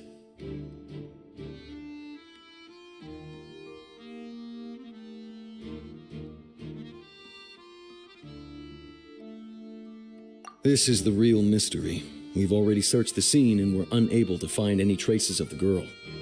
However, if you look carefully, the box was positioned directly under the water tank. The ropes holding the tank were then burned by the pyrotechnics on stage, causing them to snap. All these factors lining up so perfectly makes it hard to see this as a mere accident. If anything, the more logical explanation is that the whole incident was intentionally planned, and Linny is the most likely person to have access to all these areas. But he doesn't have a motive. Are you both good friends of his? Well, you can't say we're good friends, but we've known each other for a little while. So in just a short time, he was not only able to win your trust, but even convince you to act as his attorneys.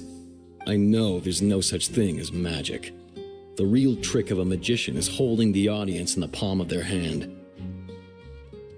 I've seen a lot of cases, and I can tell you that people are the least reliable kind of evidence.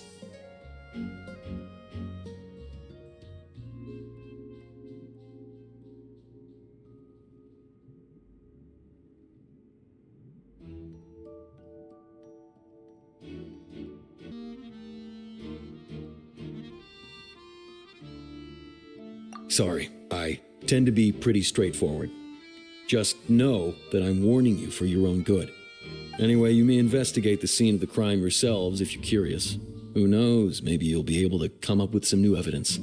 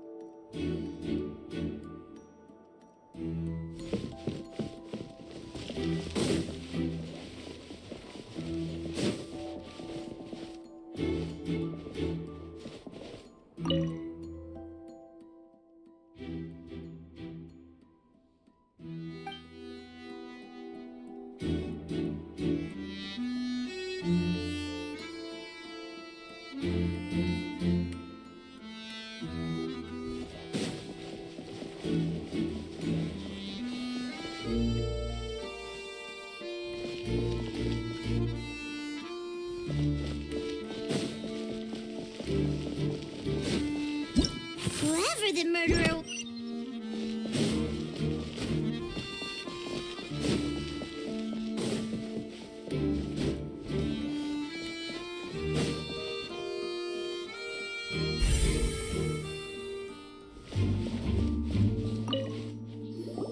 I see that you're investigating the area. Well, it just so happens that I'm interested too. If you find any new and interesting leads, be sure to share them with me, all right? We don't have too many thoughts yet.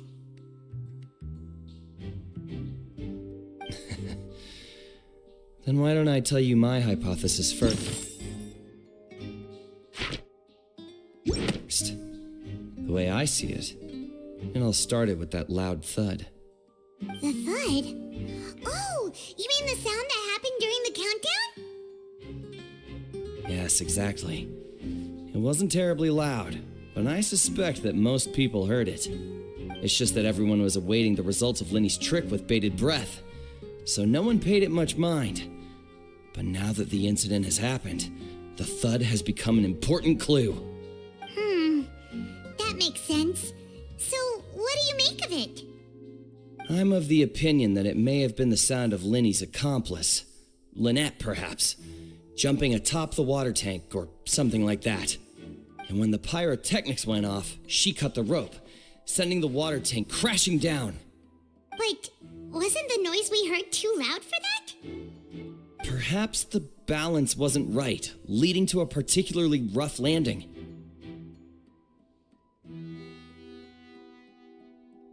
Oh, that's true.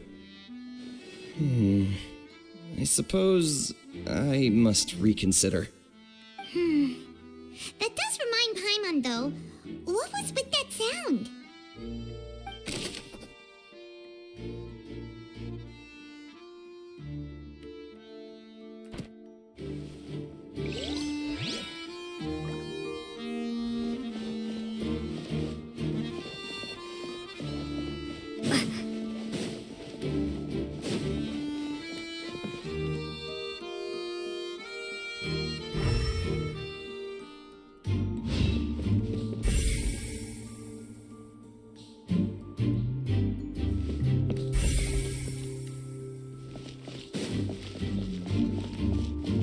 Lenny's still talking to the guards. It seems he'll have a lot of explaining to do. I think someone will be assigned to monitor us later, but that's alright.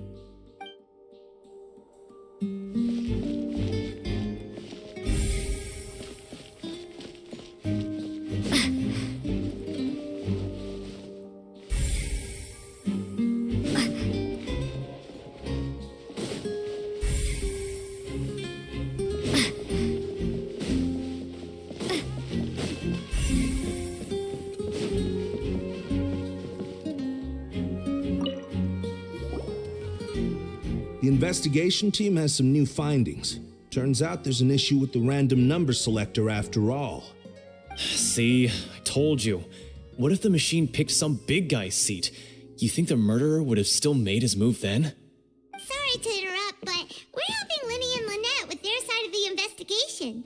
What were you saying about the number selector? There's something wrong with it? You're trying to help them? That'll be a tall order. Linny used the machine to pick a random member of the audience during his performance, right? The lucky girl that later disappeared. Well, we thought there might be a serious problem with the machine, so we had it taken away for further inspection.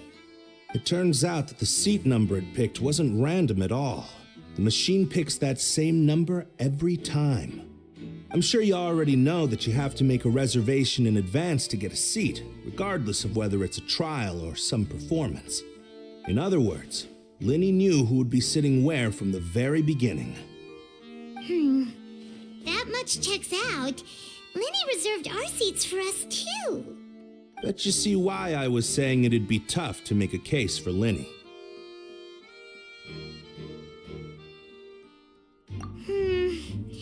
Even though it's bad for Linny's case, Paimon had better write it down.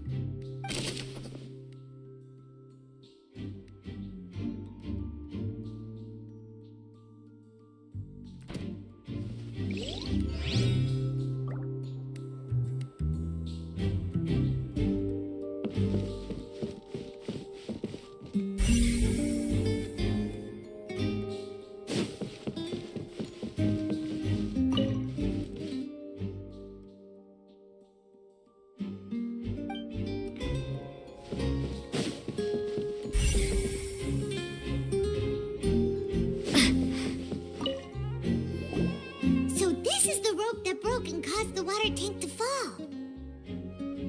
The rope looks pretty durable. How can it be burned through so quickly by fireworks?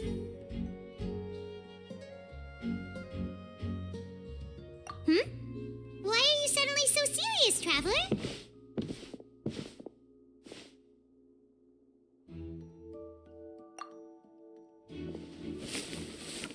Whoa! Look! This bit is made from different material! Most of it was burned away, but there's still a little bit of it left.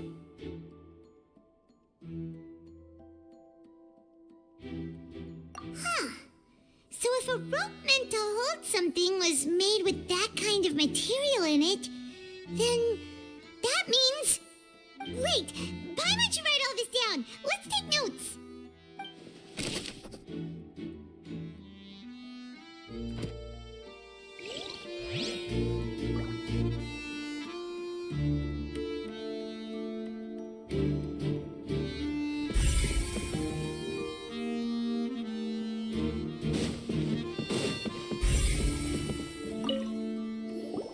Hello there. What are you investigating? Oh, this location has also been cordoned off because the Magic Troop members are currently considered prime suspects. The investigation team is still collecting evidence. The seats were all booked in advance, so we were able to deduce the missing woman's identity by checking the guest list.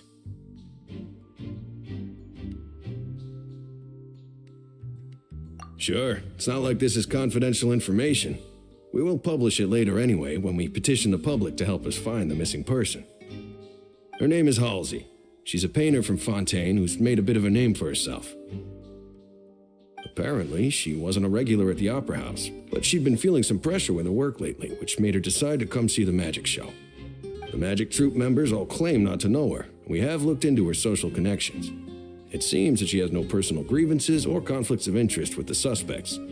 Simply put, she wasn't related to the Magic Troop at all, which matches the features of the previous serial disappearances.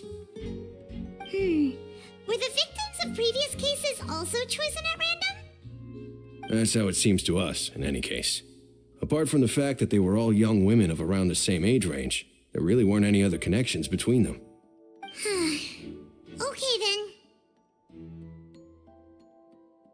then. No need to be so formal. If you do happen to see the missing girl, please be sure to contact us. It is of utmost importance that we get to the bottom of these disappearances.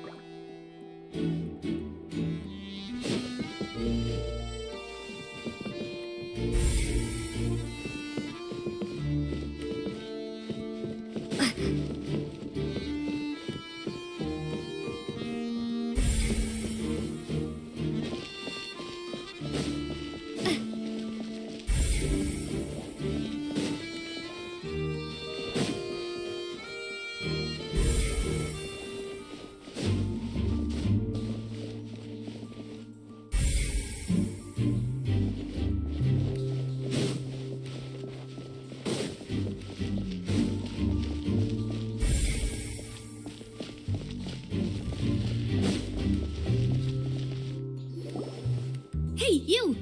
Yes, both of you! Over here! I've been keeping an eye on you for a while now. Huh? You mean us? That's right. If I'm not mistaken, you're also among those who wish to cut down the thorns and pursue the truth. No? And by the looks of it, you're not from Fontaine. Well, you're right on the moor about that one, but who are you?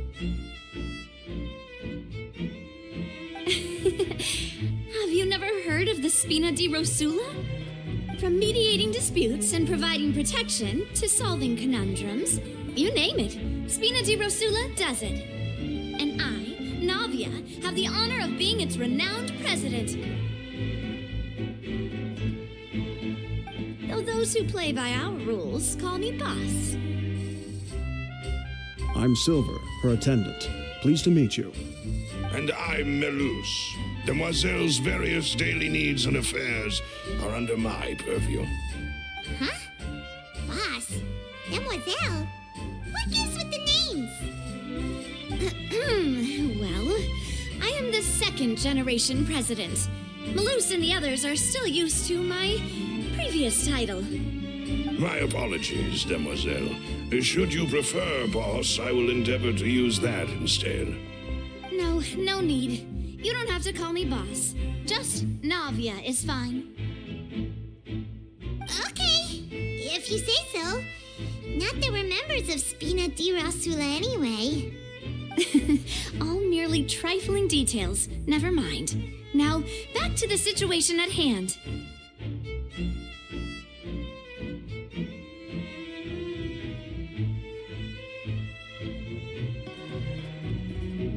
That's right.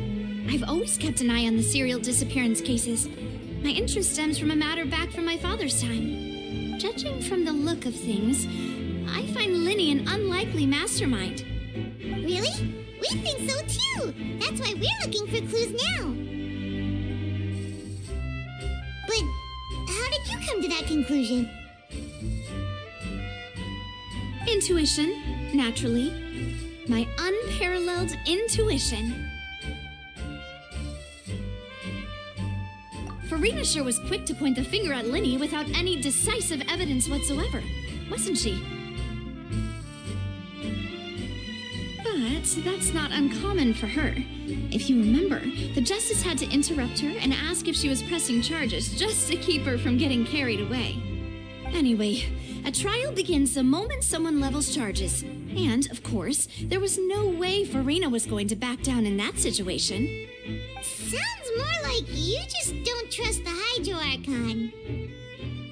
Well, what's your opinion? I must admit that she can be interesting at times, but liking her doesn't mean that I'll blindly agree with her.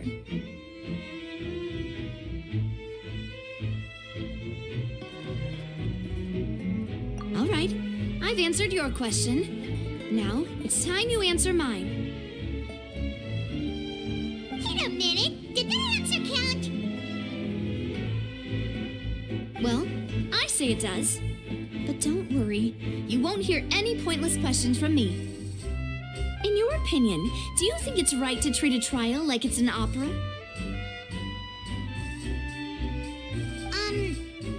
Well...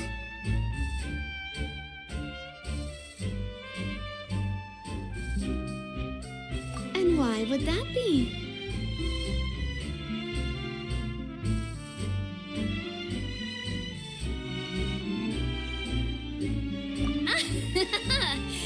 See, Silver and Malus? I told you they'd be different.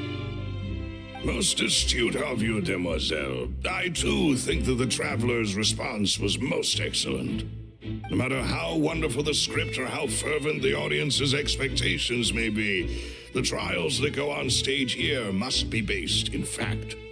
And if that can be done, boss, then... All right, that's quite enough, Malus. Anyway, I like your answer. You passed with flying colors. Now, I need to make some preparations, following which our joint investigation shall commence. You two shall be my assistants. Wait! Since when did we become assistants? Oh, well, I can be the assistant, sure. Or your companion, if you like. I'm really not that fussy. That's more like it.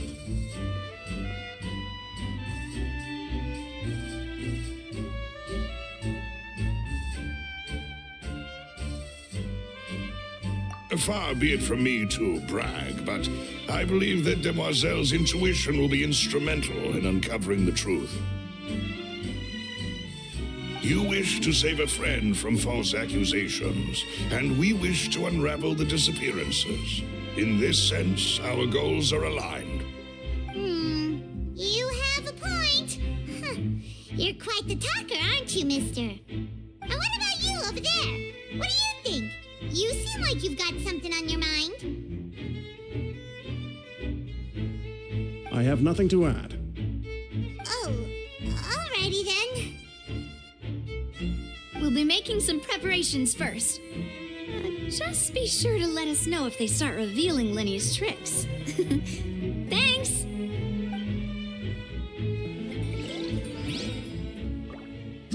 Why would it be him?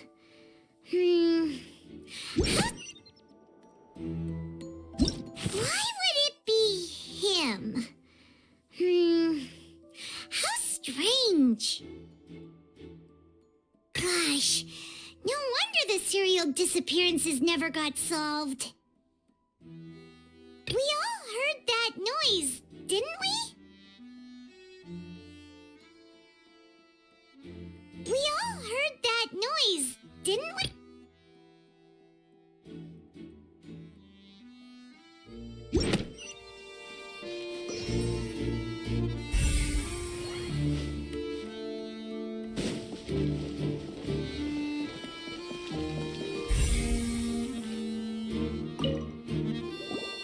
Sorry, but no one can freely enter or exit the Opera House at the moment.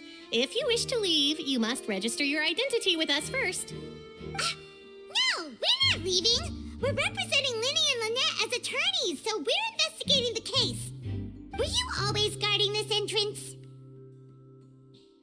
Yes, after the Chief Justice gave the order, everyone coming in or out must undergo a strict inspection. So, the missing girl couldn't have left from here, at least not from that point on.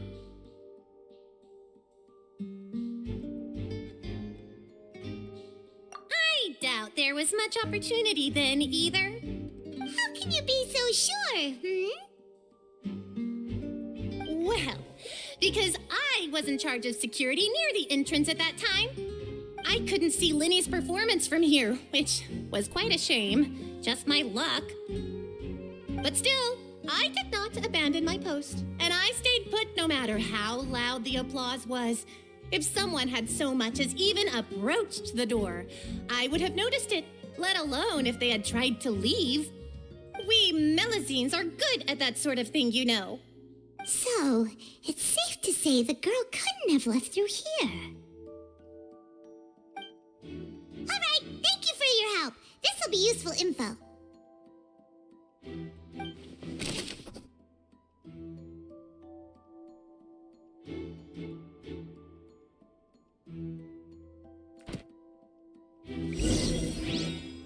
We've checked everything of note here at the performance venue. Paimon wonders how Linny's discussion with the guards is going. Let's go see, shall we? Ooh, things are getting interesting, huh? We're about to see how magic is made. Understood. Then I will be going with you. Just so you're aware, I will be monitoring your actions and making notes as necessary. Very good. Thanks for being so agreeable. I'd pull a rose out of my hat as a gift for you if I could. You may spare the pleasantries. I'm just doing my job.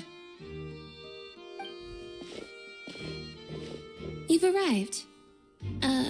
Who's this? Me? I'm Spina di Rosula's guardian angel. If you've got a problem, I've got the firepower. Sorry, I got a little carried away there. Call me Navia. I'm a partner of theirs, and we'll be helping investigate this whole situation. And these are my companions. Would you mind if they join as well? Fine by me. Oh, new helpers? I would be most grateful. Well, let's just say we're tagging along. It's not every day you get to see the secrets behind magic performed on such a large scale. I appreciate your kind interest. Come with me. We'll be heading below stage.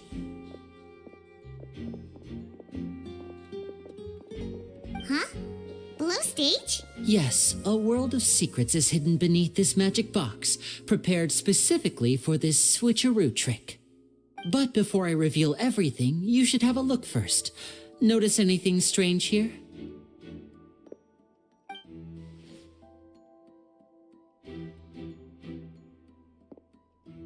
I'm not trying to be dramatic. Remembering the details of a trick will help you understand the methods used to perform it more easily. Huh. Weren't there balloons and and other decorations here? Where did all that go? Ah, good eye. That said, you're still far from discovering the answer.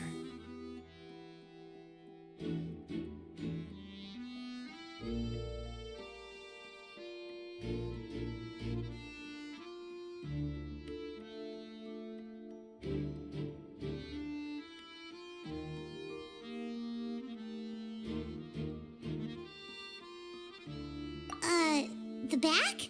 You mean the inside of the door? What's different about it? Paimon didn't notice anything. Very good indeed. I thought you might not be able to catch that, given that you were sitting in the first row. The back of this door was patterned. Those patterns are now gone, replaced by a smooth wooden board. So, if you put 2 and 2 together, what do you get?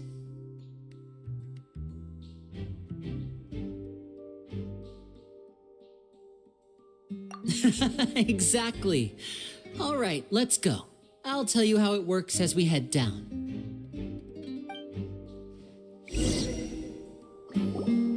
Oh, so there was a passageway under the magic box!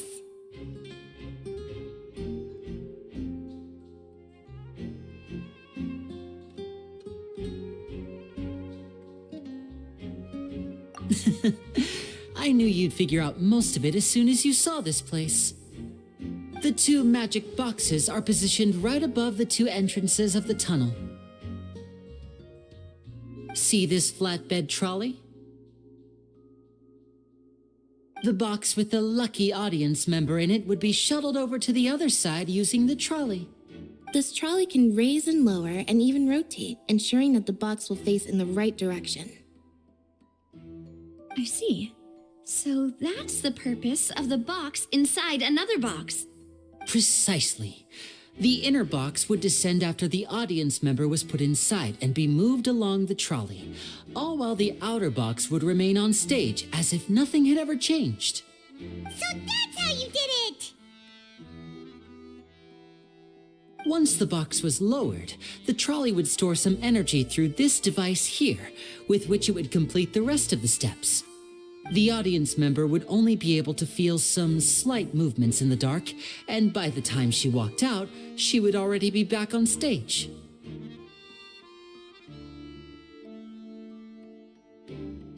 Right! You were talking that whole time, and you even came out for a moment near the end! Ah, yes. A phonograph operated by Lynette was used to achieve that effect. My assistant and I had already scripted our conversation beforehand. When the countdown began, I had already gone to the opposite box via a tunnel using that ladder. And what about Lynette? Where was she? I was in the mezzanine space in the back of the box. Oh, interesting! That's how we were able to coordinate Linny's lines with the assistant. And, by the way, I was the one who walked out of the box at the end. I mean, we are twins.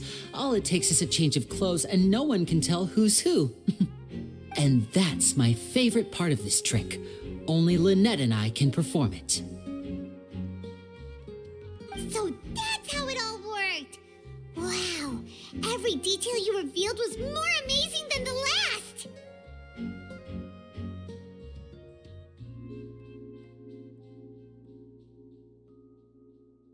Lynette would briefly walk out of the box and then go back in, jumping into the tunnel and escaping before the box on the trolley could finish ascending.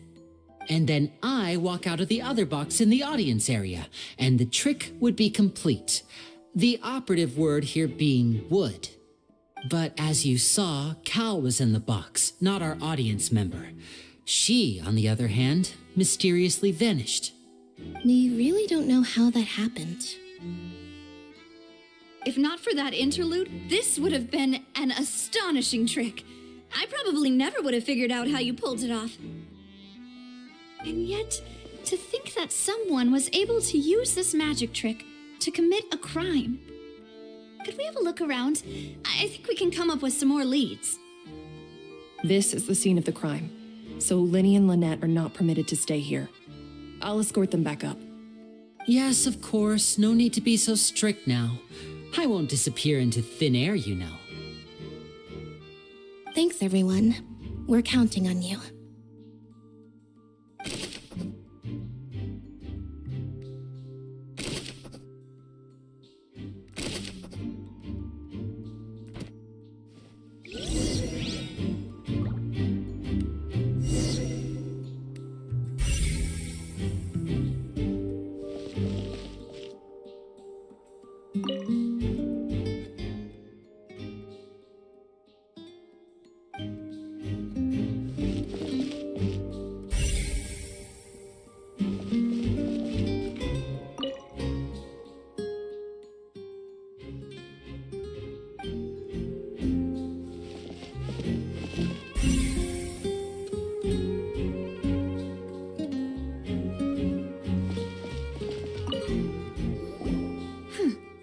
What's this?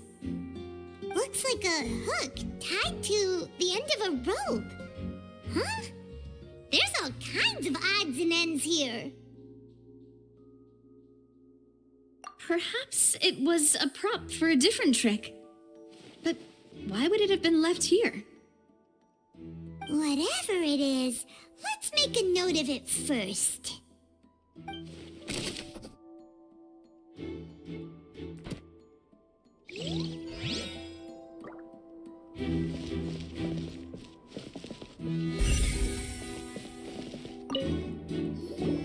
The floor is wet. Please be careful not to slip.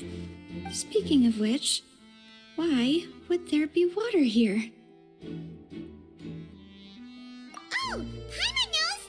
It's one of those tricks where you pour water into a jug and then flip the jug over only for the water to disappear? And here's a broken vase. Huh. Did the trolley knock it down while moving? That can't be. The trolley moves along tracks from start to finish. It couldn't have hit the vase at this distance. Let's note this down too and think about it later.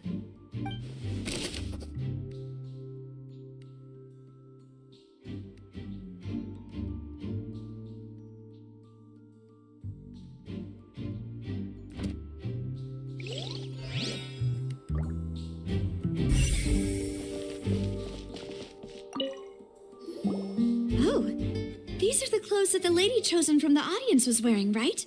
Her clothes are here, but she's nowhere to be found.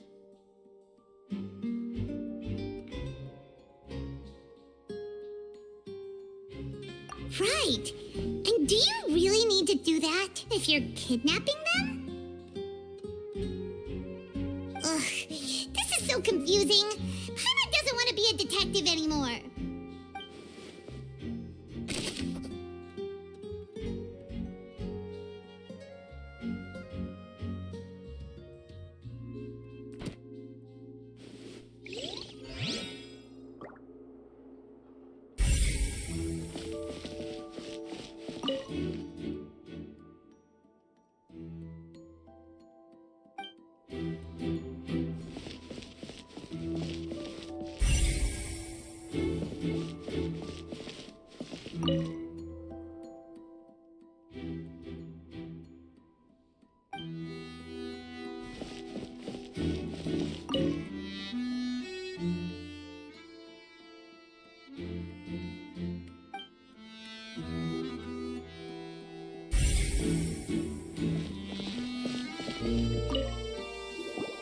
What is this place?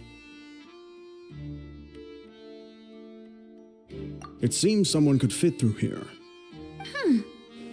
Could this have been the suspect's escape route? Alone, perhaps. But if they had to pull another person with them, the space would be too narrow. But there are no other ways in or out of here. Oh, you're right! Let Paimon write that down.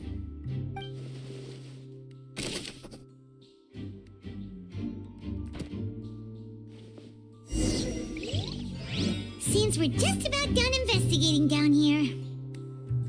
Yes, let's head back up.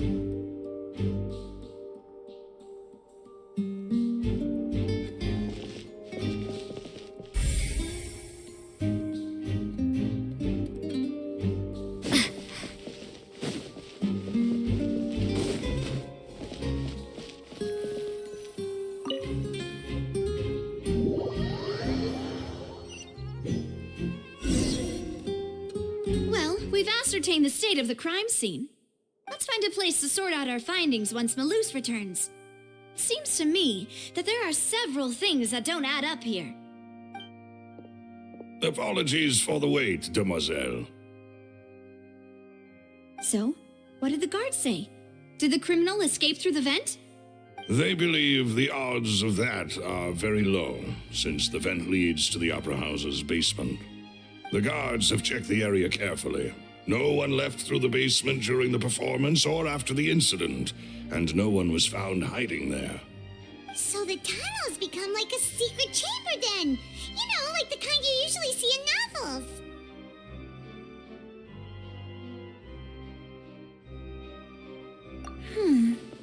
The plot thickens. Halsey's disappearance and Cowell's death are both quite inexplicable. No wonder Farina was so confident in her accusation. All the current evidence points toward Linny and Lynette. In other words, the charges are very likely to be upheld unless we make some considerable progress. Charges and then trial. So if the charges are upheld, they'll announce a sentence? That's right. This is how a trial goes in the Opera House. During the proceedings, the Chief Justice and the Oratrice will hear statements from both sides. That's right. This is how indemnitium is produced. The statements from both sides, the defenses from attorneys, witness testimonies, and even the audience's emotions will all be projected on the Oratrice. To put it simply, it's as if the Oratrice has its own will and is a judge in its own right. This also precludes any kind of favoritism on the part of the Chief Justice. Not that this has ever happened anyway. Once both sides have finished speaking, the Chief Justice will make his final decision. This, too, will be used by the Oratrice as a reference. Then, finally, the Oratrice will be consulted by officials. The result it returns is the will of justice itself. Huh? So that machine is the one that actually decides? Paimon thought Novelet called the shots. In practice, there is very little difference. Both have always come to the same judgment, which is why people have great faith in the Chief Justice. Ah, yes, the guards also asked me to convey that none of us will be allowed to leave this place before the trial. Huh? Why? Because we've chosen to act as the twins' proxies.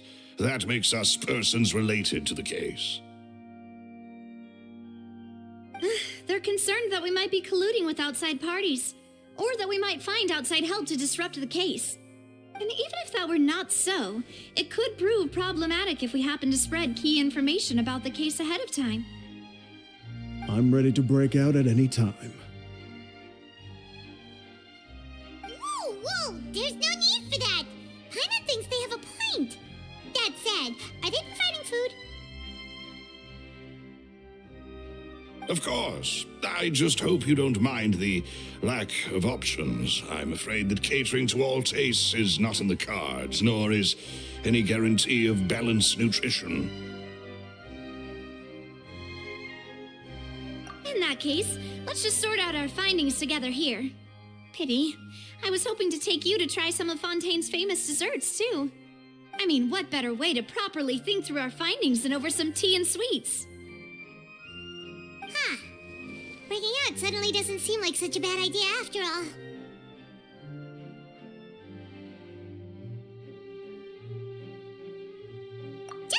Just kidding. Paimon will still do her best, even if there are no snacks. What do you mean, no snacks? Of course we'll have snacks. If we cannot buy some, then we'll simply make some. Huh? Here? But how? Understood, demoiselle. Everyone, please come with me.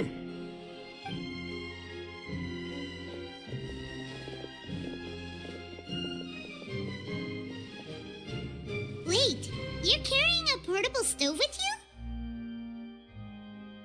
Yes, I must be prepared to meet the demoiselle's baking needs whenever the fancy strikes her. I have eggs, sugar, and almonds at the ready.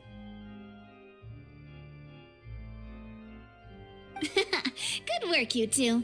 Then I'll get to it. Please sit tight for a moment. You'll get to taste my awesome snacks soon enough. These three are quite the interesting group.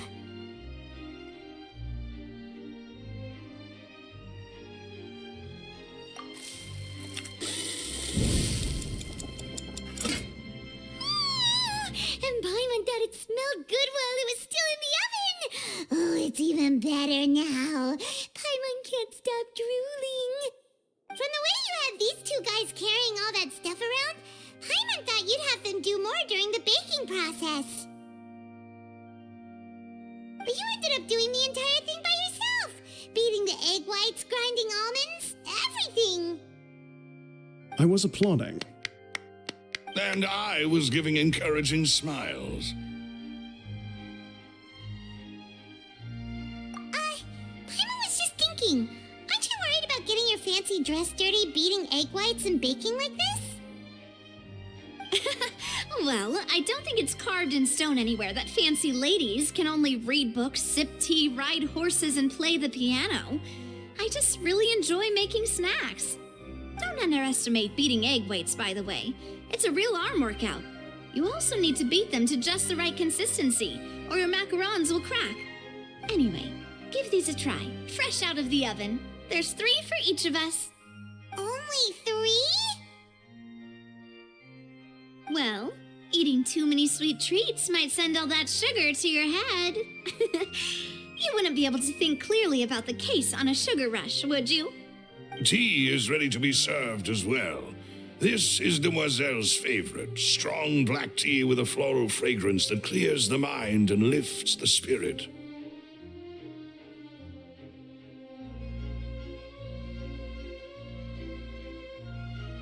No need for concern. I'm merely doing as I should.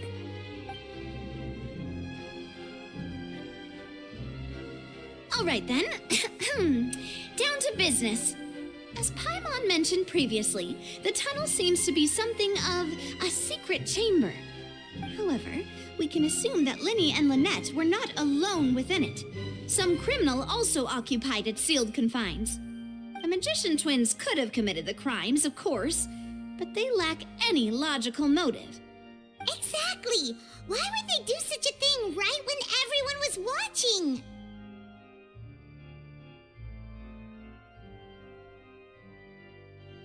The flower vase and the thud we heard during the performance could indicate some altercation between Halsey and the criminal in the tunnel, resulting in the shattering of the vase, the discarding of her clothes, and her abduction. Perhaps the criminal thought that since she was chosen from the crowd, she would be too easy to identify if she was still wearing the same clothes. Paimon thinks that makes sense, but the real trouble is...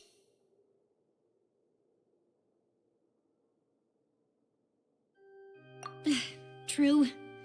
None of the clues we found thus far support the existence of this third person. But the only people left to consider are both technically victims, whether it's the missing girl, Halsey, or poor Cowell. Huh. Could Halsey have secretly made modifications to the magic props in order to murder Cowell before making her escape?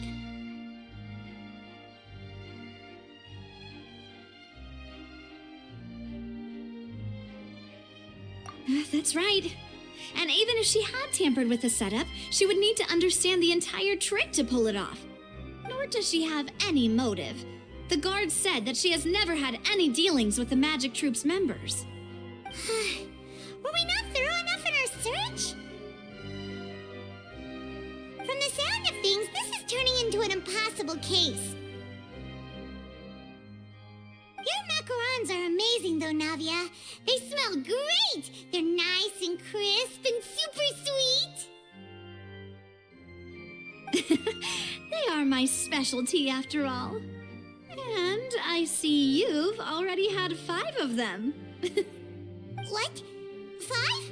Oh, that can't be right. Paimon only counted 3, honest! Please don't worry about it. At my age, a few less sweets might actually be a good thing. No. Being greedy is one thing, but Paimon knows how to count. Besides, Paimon knows that if she ate too many, then others us wouldn't have enough.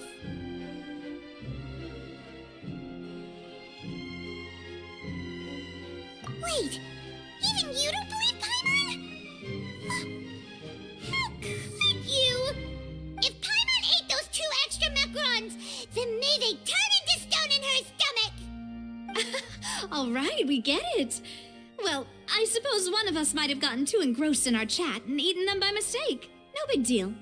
Maloose, set up the stove again if you would. Huh? What are you doing? Making sure everyone gets 3 macarons, of course.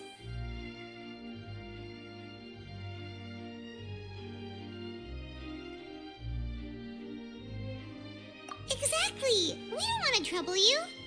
As you wish, demoiselle.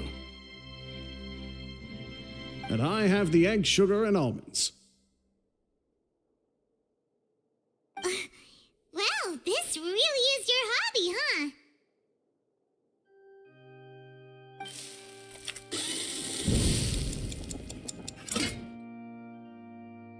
Well, that's it for snack time. I'm going to have another look around the area. I don't know what we're looking for yet, but we've still got some time. As attorneys, I suggest the 2 of you think the case over again. It would be awkward if you got all tongue-tied on stage during the trial. All right, thanks for your help and for the snacks. It was nothing. A small task for the Spina di Rosula. Silver, Maloose, it's time to go. I'll be back if I find anything new.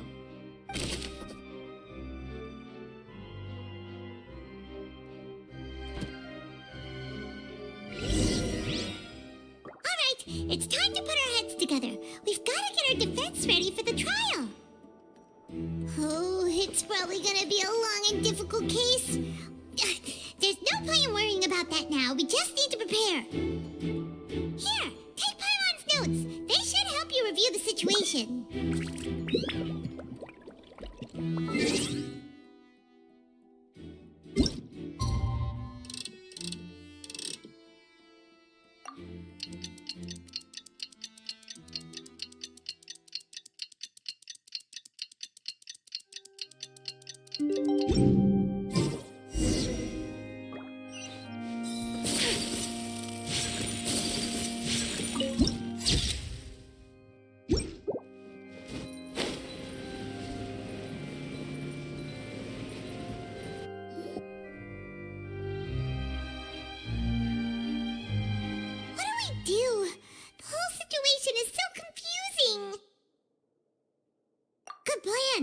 Impossible things don't just happen. We'll get to the truth one way or another. Just relax. Even if everyone else suspects Lenny and Lynette, at least we will be supporting them from the stands. Besides, I doubt Farina understands any more about what happened than we do. Thanks, Navia.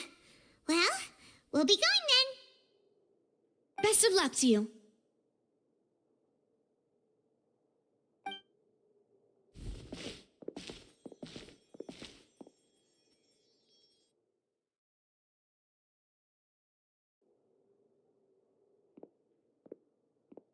Ah, finally, you're back. Well, how did your investigation go? To be honest, you might be disappointed. No. We're already very grateful that you were willing to help. Well, now, don't you all look disappointed? Don't tell me that your investigation came up empty-handed. That was to be expected, of course. The guilty can never produce proof of their innocence. But don't let that stop you. I shall be terribly disappointed should you, my most anticipated foe, concede so easily.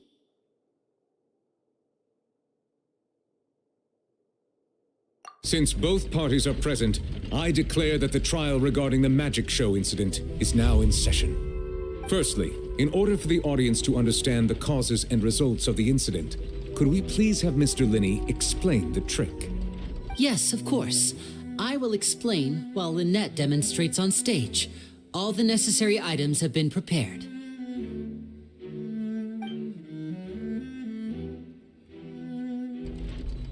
Thank you, Mr. Linney.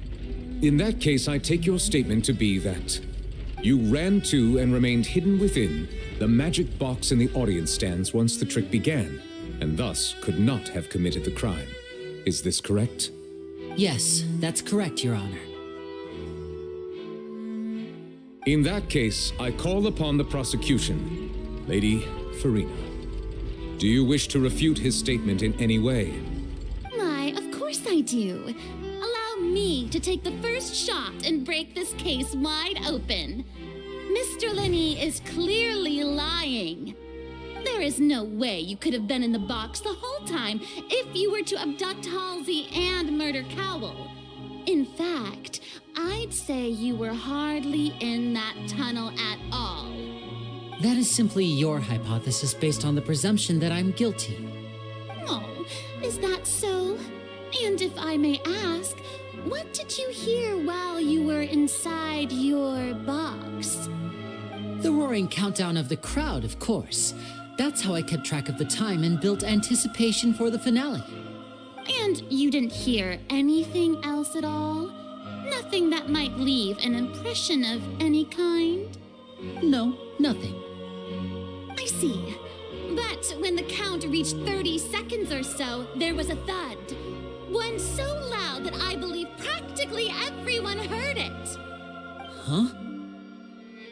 Hey, hang on. Something's not right here.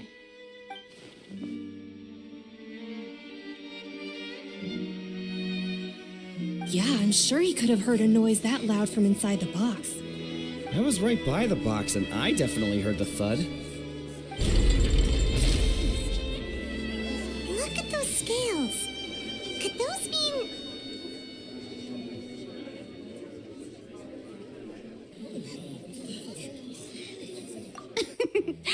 Well then, ladies and gentlemen, allow me to use the words of the magician himself. You never know what can happen in the blink of an eye. Indeed, it seems his alibi can also collapse in the blink of an eye. Of course, I have armed myself to do far more than smash your alibi. Confidence cannot go unfounded, and my foundations are rock solid.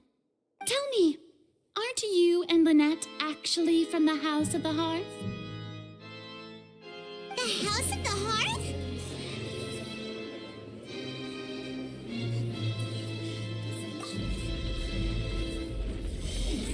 No wonder they did something like this.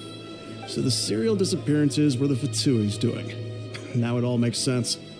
I've got a feeling that what happened on stage probably wasn't just an accident. That's irrelevant. Our identities have nothing to do with what happened. Indeed. Then perhaps you could tell us everything that happened during that 1 minute.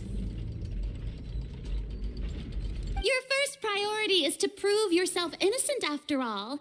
I'm sure there is little that needs to be kept secret now, unless your script already has holes in it. The Outlander is speechless. My, oh my, don't they look flabbergasted? Now comes the infighting and discord, I suppose. This was almost too easy. Good thing I made all those preparations. Seems the all-nighter I pulled last night is really paying off. Hey, Linny, why didn't you tell us this before?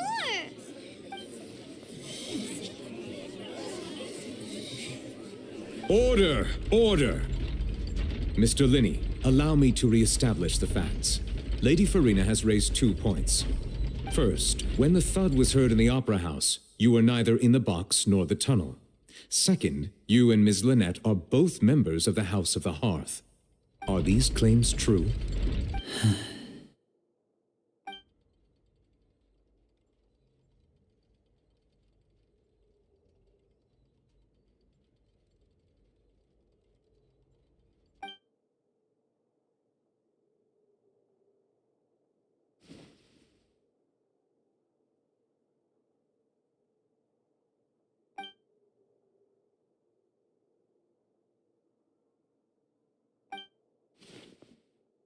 Please answer my question, Mr. Linney. I'm sorry. Yes, they're true, Your Honor.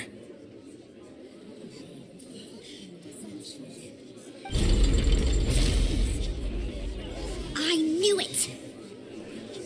Well, that's it. We might as well move on to the sentencing already. What should we do now?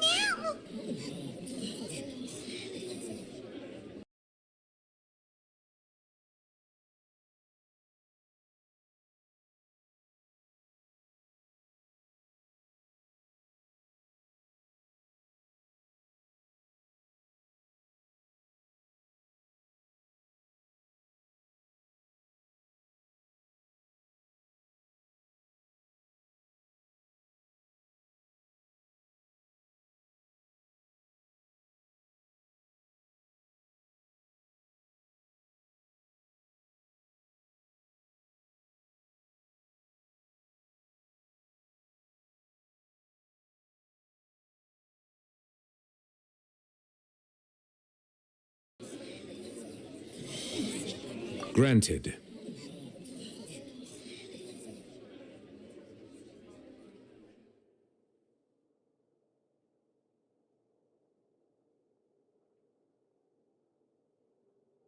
In that case, what is your request?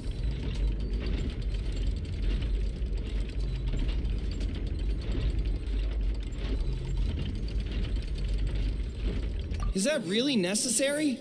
They're already as good as guilty. The defendant deceived their own attorneys. What is there left to discuss? Order! Order, I say! Your request is reasonable, and we shall adjourn. This trial will reconvene in 1 hour. So you would stick to Mr. Linney's defense even after knowing what you do now? You certainly have more professionalism than I thought. In that case, my dear audience, let's allow the joy of victory to steep for a little while longer.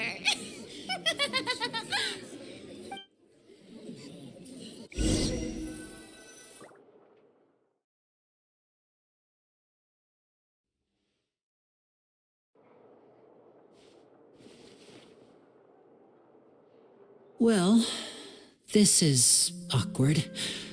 I didn't think the Hydro Archon would dig all that up. I'm sorry, Traveler and Paimon. Yeah, sorry. Paimon doesn't know where to start. We trusted you two. We based our entire reasoning on the assumption that you weren't bad guys. Not to set the wrong tone or anything, but Paimon's really mad! I'm very sorry. I know you're angry, and reasonably so, but please, let me explain. I know you've clashed with the Vitui several times before. I wouldn't be surprised if just hearing the word is enough to make you upset. But our organization is very, very large, and the Harbingers have very different personalities and goals. Right now, we want to save people. As many as we can. That's right. I'm sure we're on the same page when it comes to this nation and the disaster that its people might face. I knew if it weren't for our respective identities, we could become good friends. That's why I didn't wish to flat out lie to you, but chose to hide some details instead. The truth is very important, but being completely transparent about everything would see us spending more effort than we need to.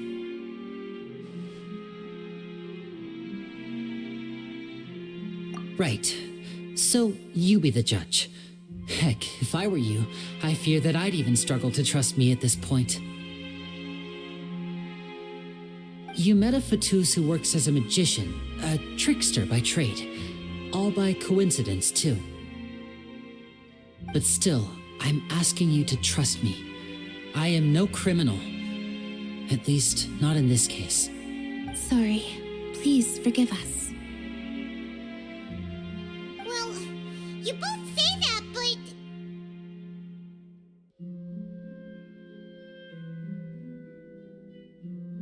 Right, let's hear your answer first, and no lies now!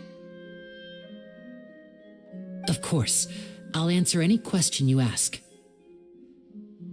We've been trying to find out how the Oratrice operates. We want to know why it has a consciousness. Why can it deliver sentences accurately? During our investigations, we learned that the machine's core is beneath it. From that moment on, Lynette and I have been designing this box swap trick with the objective of getting close to the core. Is that why you needed a whole minute? That's right. In truth, the audience would take about 75 seconds to count down from 60, while I would only need 15 to get to the opposite box. So, after jumping into the tunnel, I accessed the Opera House basement via the vent, and went to investigate the room in which the core is stored. That air vent was created during the construction of the tunnel specifically to execute this step.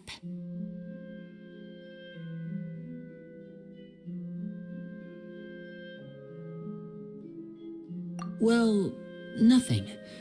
As soon as I reached that room and was about to investigate, I heard someone's voice. Which should have been impossible, of course. I was quite certain that I was the only one in the room. That voice seemed to recognize me and tried to speak to me. I chose to err on the side of caution and retreated the way I came. On the way back, I saw the broken vase and the clothes on the ground, but the countdown was almost finished, so there wasn't time to give it any thought. After that, the homicide occurred just as you saw. Well, that explains why you didn't hear the thud.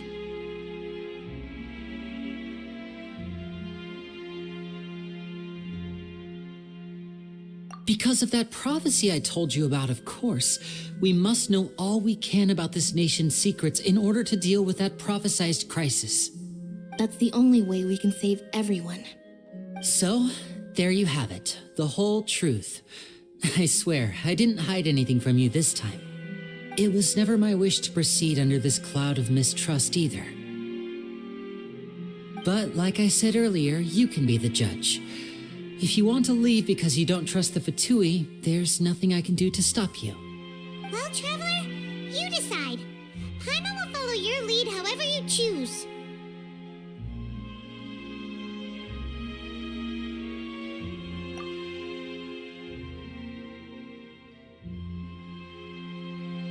Okay, thank you.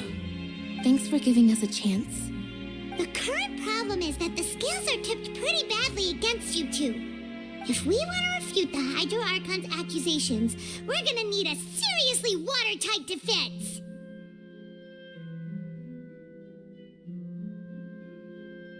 Huh?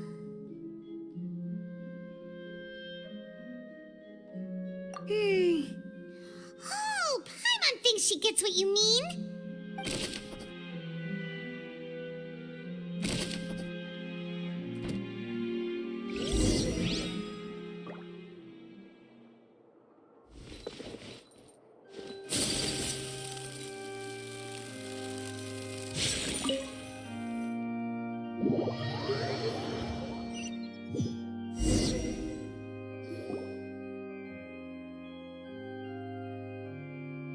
Both parties have returned to their positions. Let us continue the trial. When last we left off, Mr. Linney acknowledged the new evidence presented by Lady Farina as fact. Therefore, Lady Farina may continue stating her reconstruction of the events. That took long enough.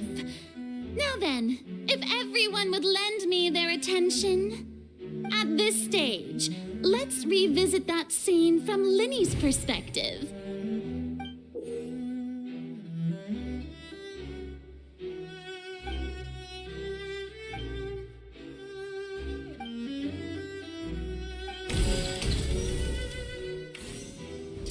As the countdown began, he entered the tunnel. When the flatbed trolley passed, he opened the box and got into an altercation with Halsey, which caused the loud thud. He did not realize that this sound could be heard by everyone in the opera house, which is why he claimed earlier that he could not hear the sound. Finally, he used the vase to knock her out, before making her change clothes to prevent others from recognizing her. At this time, Cowell arrived in the tunnel, having heard that strange noise, and caught Linny red-handed. So Linny proceeded to knock him out too before stuffing him into that box. Afterward, Linny passed the unconscious Halsey to his accomplice through the magic box in the audience stands, before operating the devices such that Cowell's death would be ruled an accident. And there you have it. That's the truth behind what happened.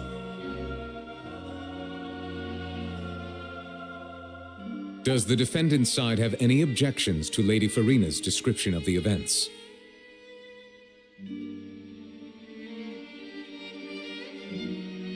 The key to refuting Lady Farina is the order of events. What Linny experienced and what he saw.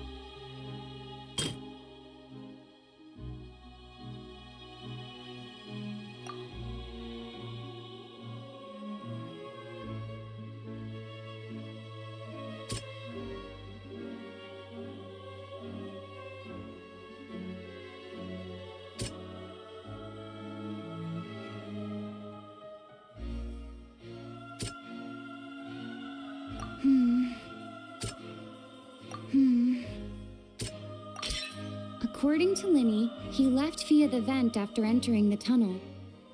He couldn't have had that altercation with Halsey.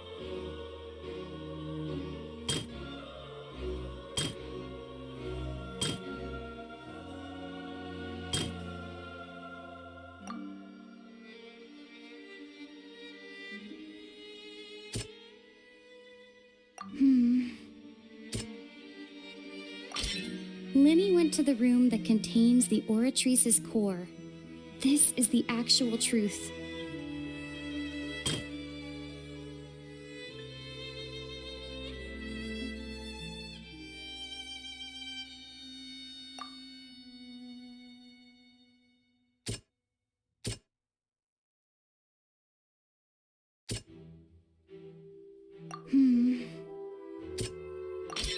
Linny did not take part in the underground altercation.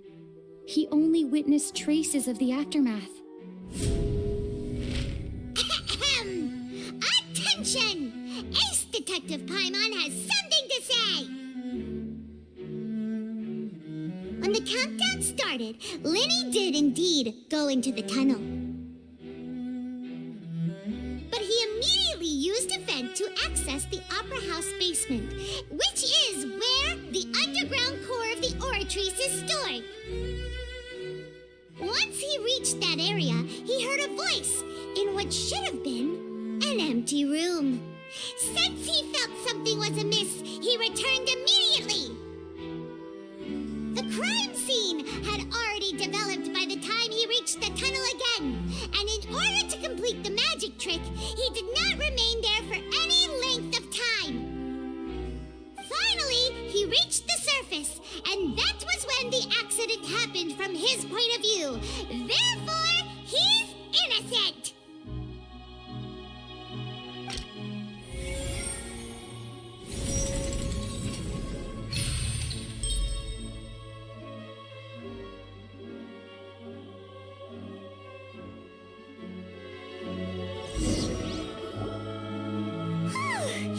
Paimon did it! Paimon actually managed to say all that! Wasn't it awesome? In other words, you believe that he knew nothing of the incident? That's right!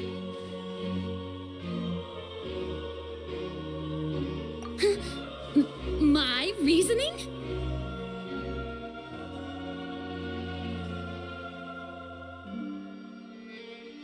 If that's the case, then if Carol hadn't entered the tunnel, who was the entire setup meant to kill? Assuming that what you say is true, Linny only needed to kidnap the young girl to cause a new disappearance case. What would the point of killing someone on stage be? Oh, they have a point. That's right, you tell him! And that's why they're partners of mine. They've managed to turn things around. Oh, well, your denial is very strident, I'll give you that. But what proof do you have to back your claims?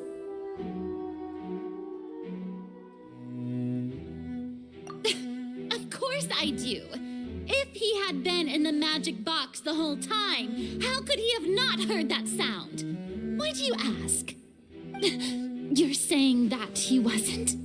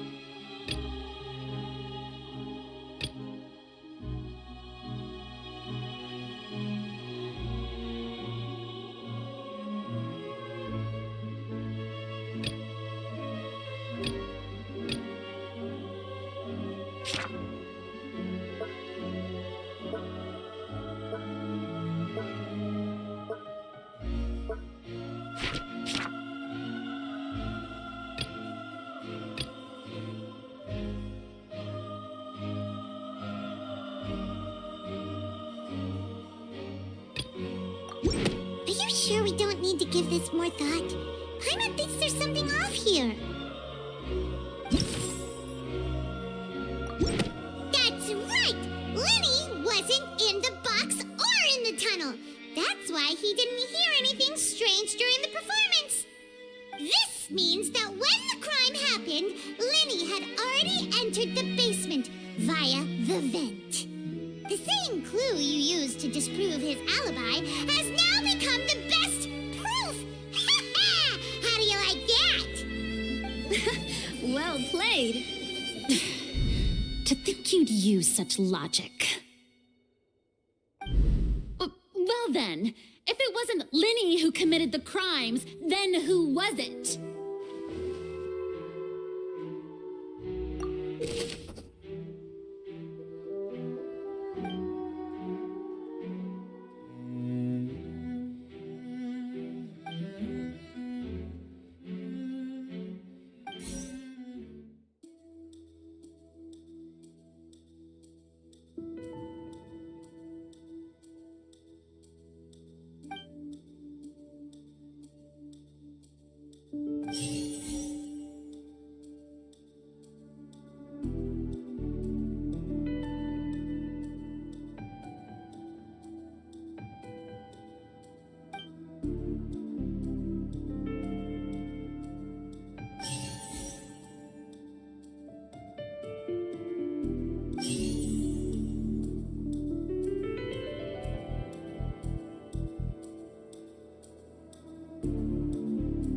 deceased's name is Cowell, Linny's assistant. He would have been able to tamper with the equipment. Halsey is the missing person and an ordinary audience member. Or did she have her own scheme all along? Could there have been a third person involved? Is that really a possibility?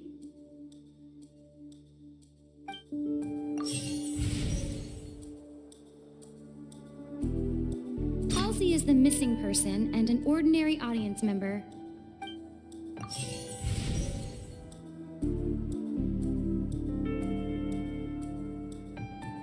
The deceased's name is Cowell.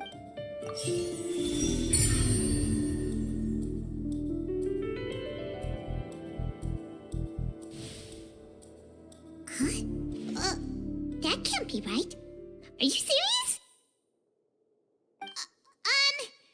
The killer was, in fact, Cowell, the deceased! Oh, is that so? How interesting! Let's hear your reasoning then. What I must do next is recreate the truth. What Cowell did, and how he went from would-be perpetrator to victim.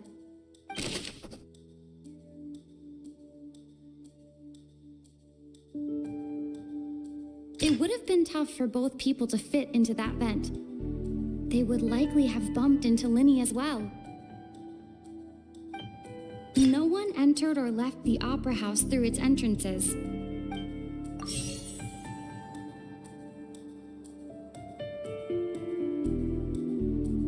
The deceased's name is Cowell, Linny's assistant. He would have been able to tamper with the... No one entered or left the opera house through its entrances. Halsey's clothing was in the tunnel. So...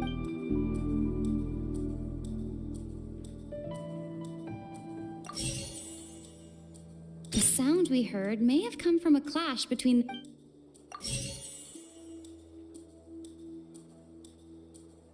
Linny was not in the tunnel at that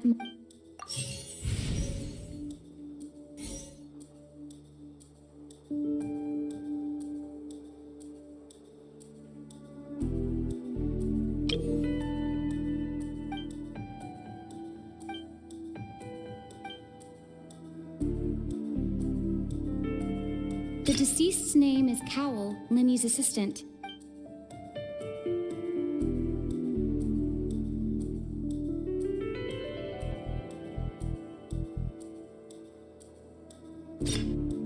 Halsey's clothing was in the tunnel. So there must have been some fear that she would attract attention. Linny was not in the tunnel at that moment, which gave our criminal ample time.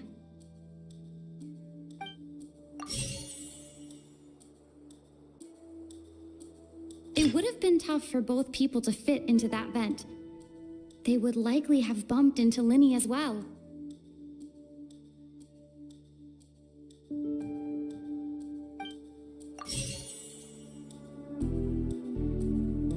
The deceased's name is Cowell, Linny's assistant. He would have been able to tamper with the equipment.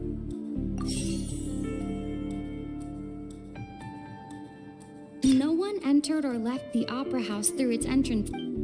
Halsey's clothing was in the tunnel. The sound we heard may have come from...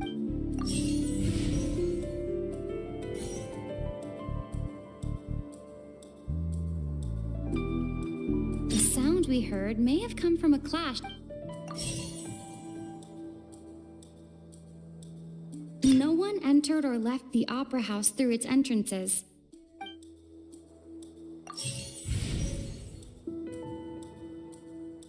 It would have been tough for both... Halsey's clothing was in the tunnel.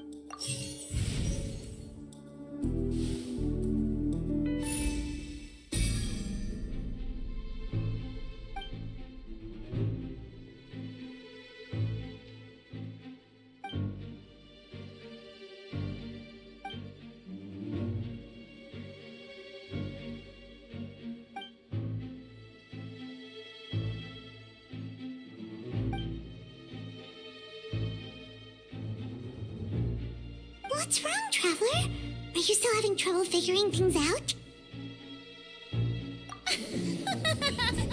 I see how it is. So this was all just a bluff. And here I thought you had something to show for it. But it seems you're still far from the truth. Look, since we're at a dead end, why not consider a different track? Just like the trick as it transpired, the end result must have been utterly different from the magician's initial design. If only we knew how Halsey disappeared. Well, that would be nice, but the tunnel only has 3 exits, and none of them seem very likely. And it's not like this is a magic trick where you can just make a real live person disappear. You know, like you did from that water tank, Lynette.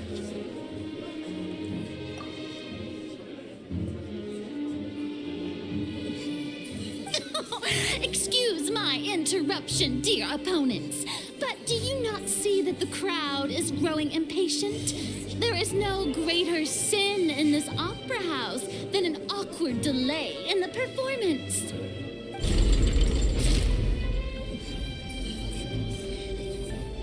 If the defense is unable to make further effective arguments, we will move on to the next stage of the trial.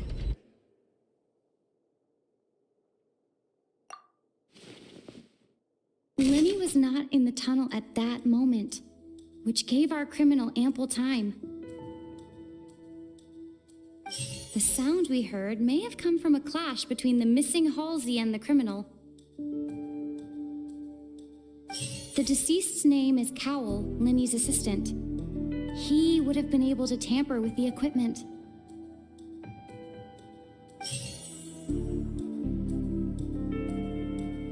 The vase was not broken by chance.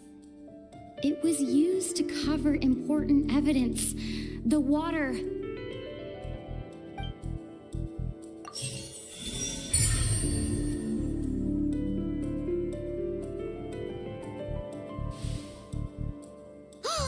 Paimon gets it! It all comes together if Halsey disappeared instead of being kidnapped. Lynette escaped from the water tank, vanishing gradually and leaving only clothes behind. If there's a similar method where a person could be transformed into water... Just a moment, please. I do hope you know how preposterous you sound at the moment. How could a person ever be transformed into water? This is reality we're talking about here, not some magic trick. Must we really? I should think that of anyone. Your friend Linny already knows this truth very well. Magic tricks are ultimately just illusions and misdirection. But Halsey's disappearance is very real. We're talking about 2 completely different things. Even so, I trust the Traveler's judgment. The truth must be out there somewhere. Perhaps some new line of reasoning may open if we try to gather all the focal points that don't make sense. Since Cal was the deceased, we haven't placed much attention on him. But given that we aren't making much progress with the case, it wouldn't hurt to have a look at his belongings, would it? People really do come up with all sorts of harebrained schemes when at the end of their rope. The way I see it, your suggestion that we broaden the scope of our investigation is nothing but a tactic for stalling the trial. Nevertheless, I believe that this is a reasonable request on the part of an attorney. Since the trial does indeed appear to be at an impasse, I believe that additional evidence may help us make more progress. Guards, please step into the lounge and examine the personal effects of the deceased, Cowell. We are still examining the items, but we have already made critical progress that we feel must be shared with everyone post-haste. We discovered several test tubes of fluid within Cowell's baggage, each labeled separately. The notebook in his backpack claims that these fluids are water from the primordial sea. The primordial sea? The note's contents also indicate that Cowell belonged to an organization that sells illegal drugs and that he had an accomplice. The notebook has many entries concerning safe usage of these fluids, in which the keyword dissolve appears many times. One of these tubes was labeled Opera Epiclese, along with yesterday's date. It is empty. The notes also state that these dissolution properties work exclusively on people from Fontaine. It's likely that Halsey was chosen as some sort of test subject. As such, we believe that the defense's hypothesis is, in fact, supported by sufficient evidence. You've got to be kidding! People dissolving into water? Could something so ridiculous actually be true? Wait a moment. This reminds me of a certain prophecy, but it's just a coincidence, isn't it? Huh. If people can become water, does that mean that the water tank's real use was as a means to hide water stains? And if Cowell was targeting that girl... Wait just a minute. Could that mean... You two, with me, quick! Demoiselle, wait! What about your partners? Let's go. Just trust me. Order! Order! It is undeniable that further examination of the deceased's personal effects has yielded some surprising results, but we cannot yet verify the veracity of these clues. Still, let us assume that these clues are indeed authentic, albeit with the understanding that Ms. Halsey has yet to be found. Guards, please continue examining the items along these lines. Mr. Linney, it appears your hypothesis is supported by the evidence, so please continue speaking. Of course. Thank you, Your Honor. If we uphold this hypothesis, I believe that many of this case's seemingly unrelated clues can be connected together. Right! Like the metal heart! That one didn't make sense at all. Let's think about this. Cowell's methods must have something to do with that water from the primordial sea.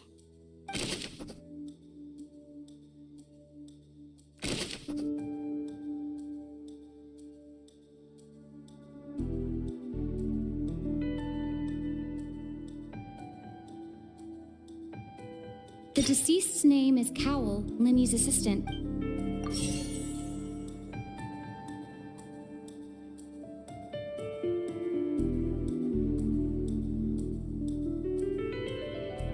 The water from the primordial sea should already have been prepped before Halsey entered the magic box. Lynette was in the magic box on stage the entire...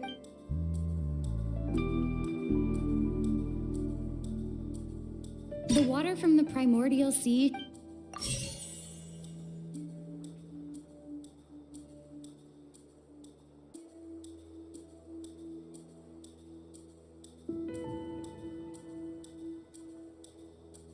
Lynette was in the magic box on stage. I remember there was something else within the inner layer of that box. The water from the primordial sea should already have been prepped before... I remember there was some...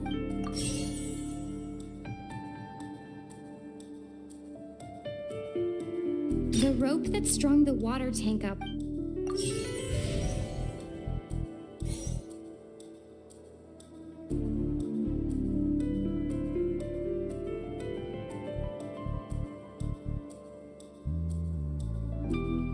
Lynette was in the magic box on stage. Lynette was in the magic box on stage.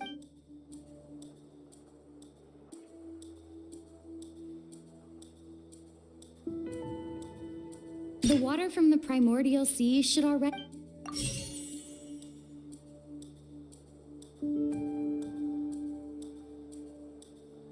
Now it seems like the hook rope was not...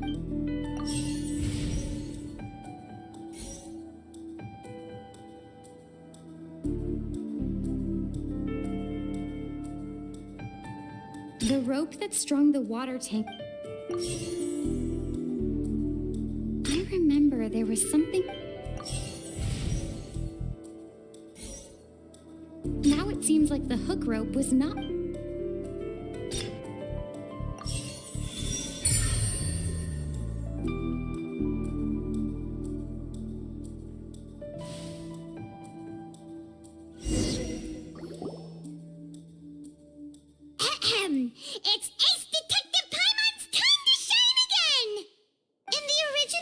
on, Cowl would tamper with the water tank rope and the number selector securing his target. When the magic box containing Halsey was lowered, the metal hook would retract gradually and pierce the balloon at the top of the box. When the balloon attached to the box popped, the water from the primordial seed inside it would pour down and dissolve Halsey. Afterward, Cowl would enter the tunnel and break the flower vase to conceal the water inside the tunnel, with the remaining evidence being covered up by the water tank on stage. But he encountered something unexpected in the tunnel and wound up being fatally hit by the same water tank he meant to use to cover his tracks. Huh. That does make sense. That actually links together a lot of the more confusing pieces of evidence. Oh dear, what do I do? Even I think they sound convincing now. Have I falsely accused an innocent person? What a humiliation.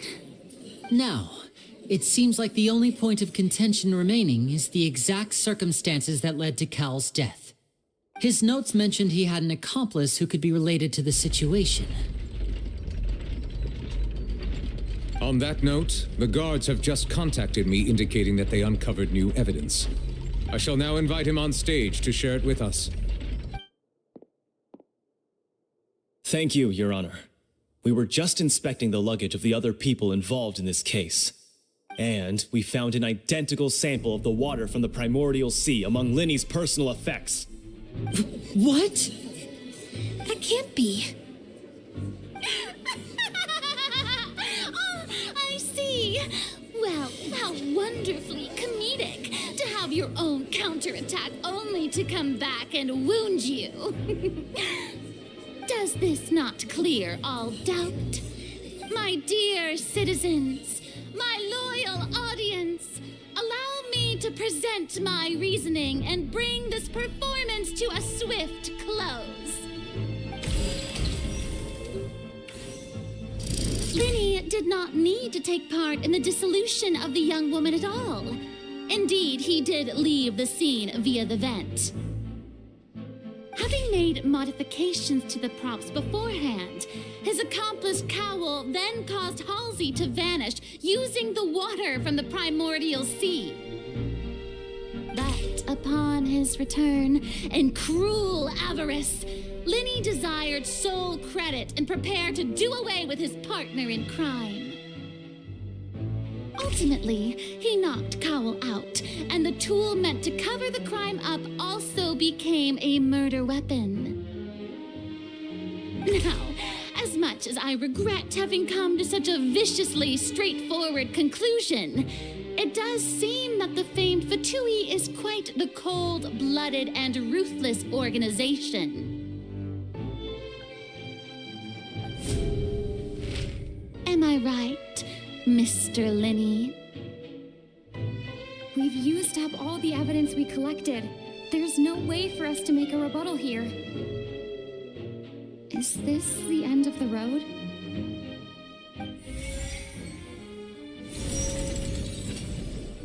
Oh no! Paimon can't think of anything either. It doesn't look like there's any way around this. Seems using the water as new evidence was too good a move. Why did this have to happen now? I think we've all seen enough now, and we have ample witnesses to my flawless reasoning. I believe this is indeed the finale. Now then, my good, noble Chief Justice, should we not, in your view, excuse me, everyone, but I must interject. Miss, I must ask you not to shout and to respect the ongoing legal proceedings. Oh, come on. Don't be hasty. I have a good reason for interrupting, you know. Now, would anyone here like to take a little break from all this debate and see a little magic? I'll show you an amazing trick. One that can bring a young woman who has disappeared back in the flesh, right before your very eyes. Please, do the honors, Mr. Linney, if you would be so kind. What in the world is she saying? No offense, miss, but miracles like that are beyond my scope as a magician.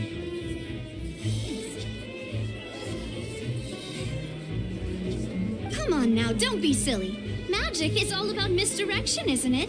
It often conceals the truth while presenting a fascinating illusion. But once everyone believes the illusion, can't magic reveal the truth to them once again?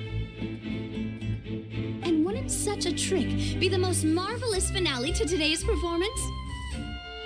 Come on, Lenny and Lynette, give it another go. Don't worry, Spina di Rasula has made the necessary arrangements on your behalf. But as the magic makers and stars of the show, I think I should leave the final performance to you. I understand.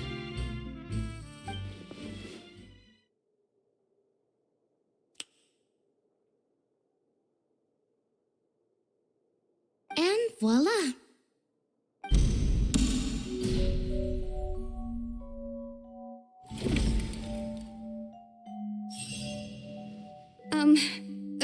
Sorry for the interruption. Wait, isn't that Halsey? So the whole thing about people dissolving wasn't true after all? To be clear, I'm only here because this person told me that if I testified, the merit of doing so would lessen my sentence. I was hiding outside this room listening to the proceedings because I was afraid that I would be the one put on trial. I was just feeling happy that no one had noticed me, and then before I knew it, she caught me. That'll teach you to underestimate us three. Where should I begin? I'm sorry. I'm the one who killed Cowell. I admit it. What?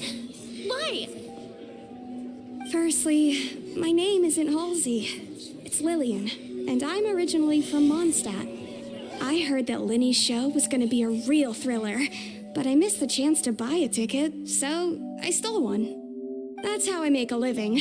I steal stuff here and there, and I'd never been caught before. But I was noticed at the harbor a few days ago, and I barely got away. Linny was the one who caught me in the act. Hey, no wonder you look familiar. So you were the thief. Liddy even mentioned that you were pretty skilled. Well, and I thought that would have been the end of it, but then the number selector chose me.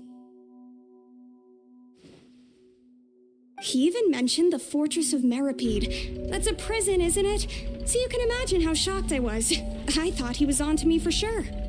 So I played along with the show while looking for an opening to flee, but then I got water poured on me for no reason, and then someone jumped into the tunnel to nab me. I wasn't going to take that lying down, so I knocked him out and stuffed him into the box. There was nowhere to run from there, though, so I had to change my clothes and hide in a box containing performance costumes. I slipped out after the first guard arrived at the scene and continued hiding inside the opera house. Can a person even hide in there?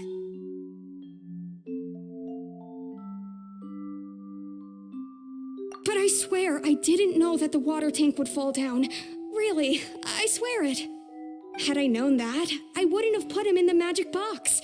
I may be a thief, but I'm no killer. Well, that makes everything pretty clear now, doesn't it? This time, we need to tell the entire story from Lillian's perspective.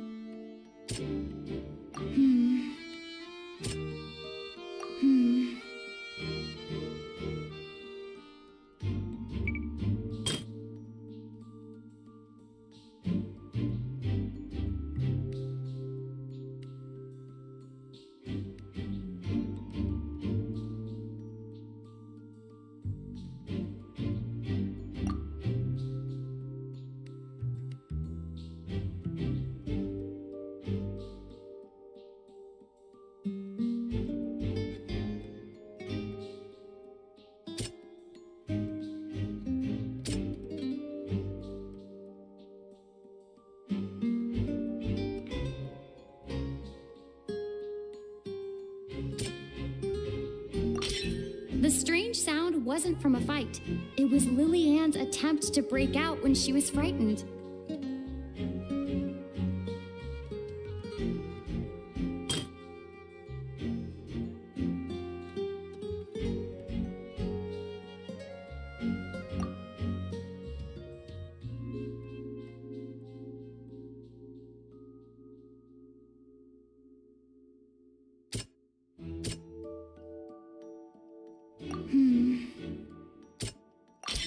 The flower vase was not broken to cover anything up, but was smashed during the struggle between Lily Ann and Cowell.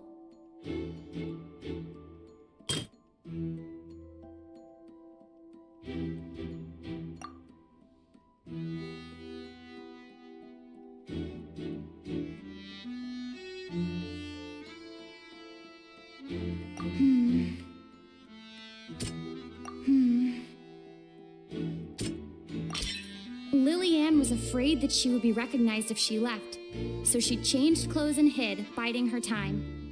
Just what one might expect of an experienced thief. And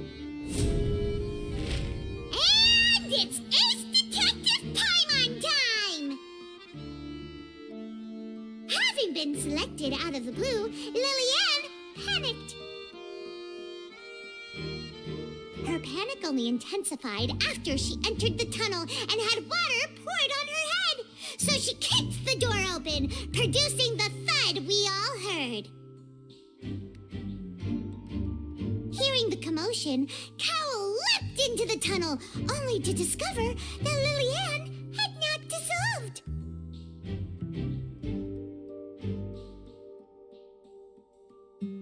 He did not know that Lily Ann was not from Fontaine, but was a thief who made her way in by stealing a ticket.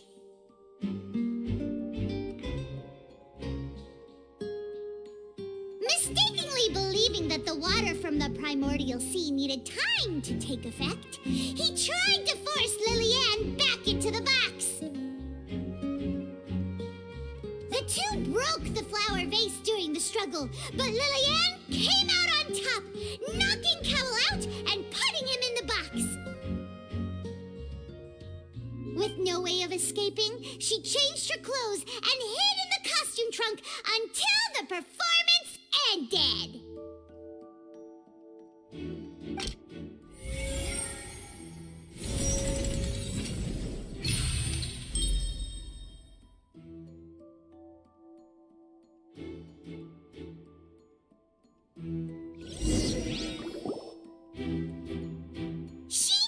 That she would have to go through guard inspection if she tried to leave afterward. So, she has been trapped in the Opera House these last 2 days. She had already become desperately hungry by the time we were chatting over macarons. So, she swiped 2 of them right under our noses. Talk about a sneaky thief. At this point, all the events that happened in the tunnel have now come to light. Ah, so that's the whole story. Bravo! Bravo! Now then, Lady Farina, do you wish to speak against the defense's statements? Please answer the question, Lady Farina. Also, if I may add, the trial has not yet ended. As such, I request that the prosecution not leave the room before the proceedings have concluded. What, are you reading my mind now? No, I have no further arguments. I admit defeat. But really, could you at least have left me with some dignity? Wow, look at that! She's like a deflated balloon now.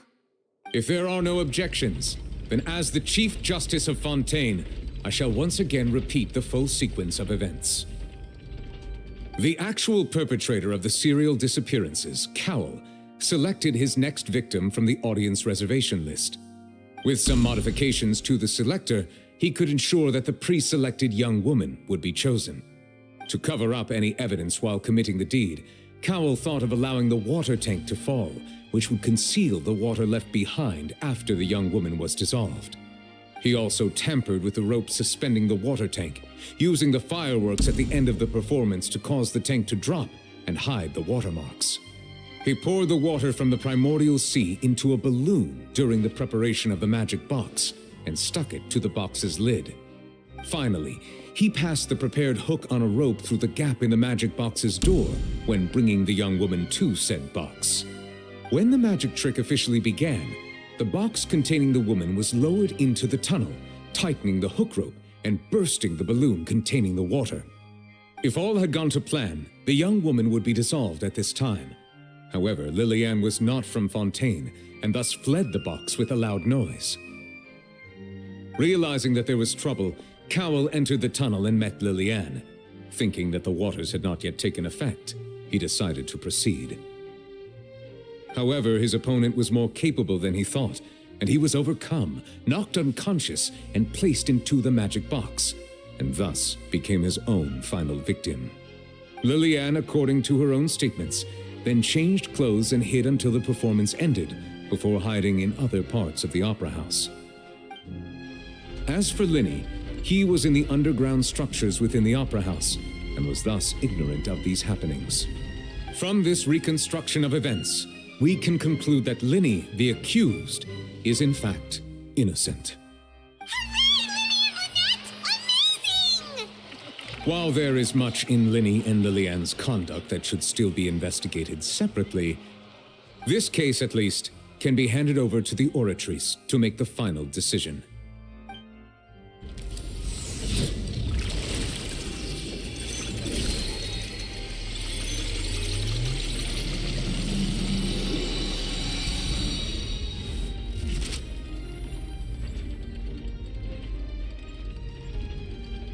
As such, Linny and Lynette are officially declared not guilty.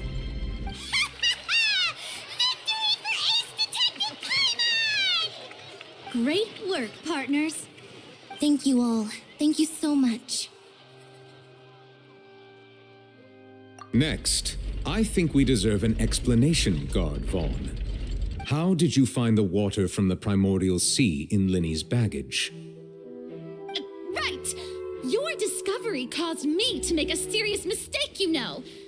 Or was that not a discovery, but false evidence that you dared to bring before this court? I suspect that the accomplice mentioned in Cowell's notes was not Linny, but you, yes?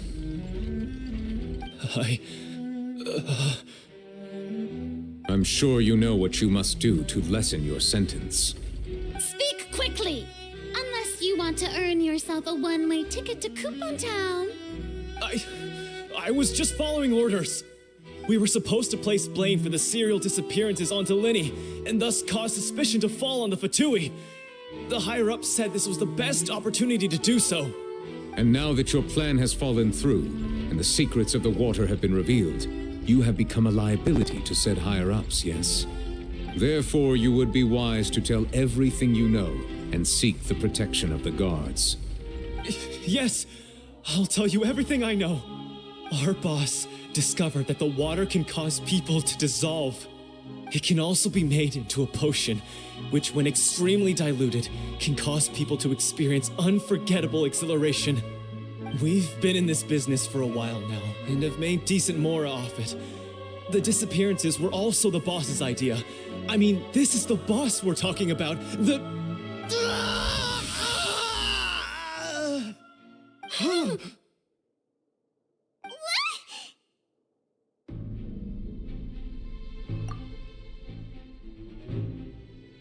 And now he can no longer talk. Such ruthlessness. I shouldn't have expected any less of them. An outrageous act. All present, please submit to inspection immediately.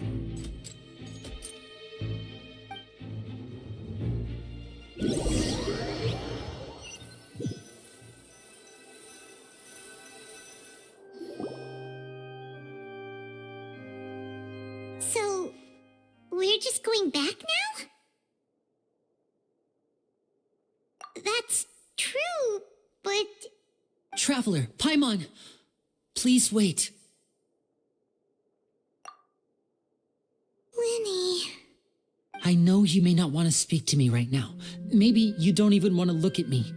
But still, let me thank you again for defending me to the end, even after you learned that I'm a member of the Fatui.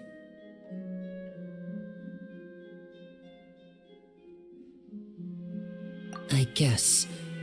But regardless, I'd like the opportunity to set things straight. I didn't approach you with any ulterior motives or ill intent. I've spoken to you as myself, just plain Linny this entire time. As for why I'm a Fatus, it's because the goals of the House of the Hearth align with those of an orphan like me. That's all. That was how Father, who you might know as the Knave, approached recruiting us back then too. A knave? The one who controls the House of the Hearth? She's your father? That's right. And since we're here, I was wondering, would you mind hearing a story? It's about my past. Back when our parents first died, Lynette and I were left wandering the streets. To survive, I took to surreptitiously observing an older street performer who did magic. It took me several days to figure out how he pulled off his amazing tricks. I took my sister through several streets until we found a crowded corner, and we began to perform magic tricks there. To my surprise, we proved to be pretty popular, and we could at least stop worrying about where our next meal would come from for a time. But I didn't want my sister to remain a street rat together with me forever. Before long, an aristocrat came to me and claimed that he wished to take us in after watching my performances. So you went from orphans to nobility just like that? That was how we felt at first too. As if fate was on our side and we could say goodbye to those painful days. But I gradually discovered that while we were called foster children, he was really after my talent for magic tricks.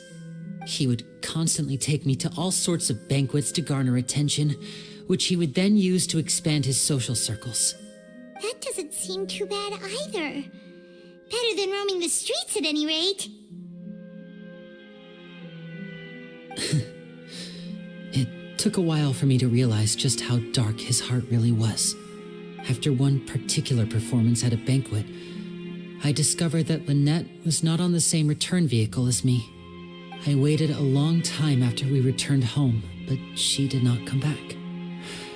I went to that noble's bedroom and asked him about her whereabouts. The answer he gave me was, she caught the eye of the most eminent person at the banquet, so I sent her over as a gift. I mean, you'll be able to perform your magic regardless of who your assistant is, yes? Oh no. So he was gonna... But wouldn't Fontaine's laws deal with such people? As far as outsiders are concerned, this is a relationship akin to adoption or foster care, and they have their ways of escaping the eye of the law.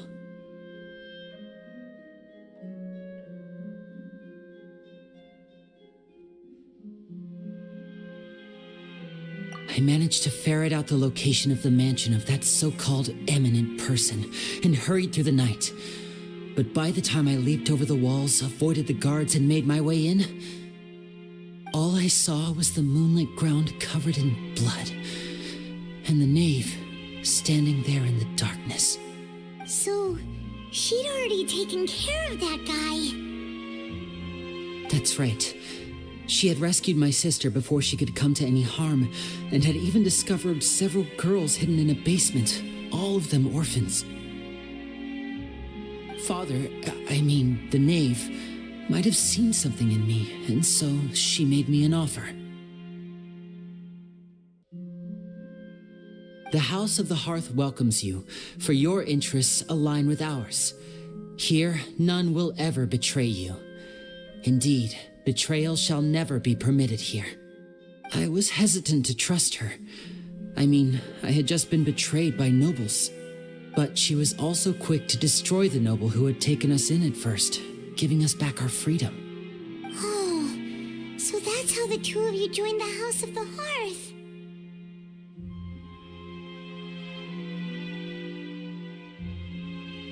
She has her own plans. She has gained permission from the Tsaritsa to first use the Gnosis's power when she obtains it. She plans to use it to find a way to break the prophecy and save Fontaine. So, she believes in that prophecy too? That's right. The whole House of the Hearth is currently working to combat that crisis. Today's case has also proven that people from Fontaine can indeed dissolve into some sort of water, thus further supporting the prophecy. All of us house members here, Lady Arlecchino herself included, are from Fontaine. We won't give up on defending our homeland. To us orphans, the only connection we have left to this world, apart from our family, is our homeland. So, from small deeds like distributing magic pockets to huge schemes like stealing a gnosis, everything is aimed at dealing with that prophecy. It's all right. I understand. The only thing I can do is relate all this to you. I just hope you can understand that even as a member of the House, I have never stopped making my own decisions, and that I believe what I'm doing is right. If you should need anything at all in the future, feel free to find me. I will do my best to help you, as plain Linny.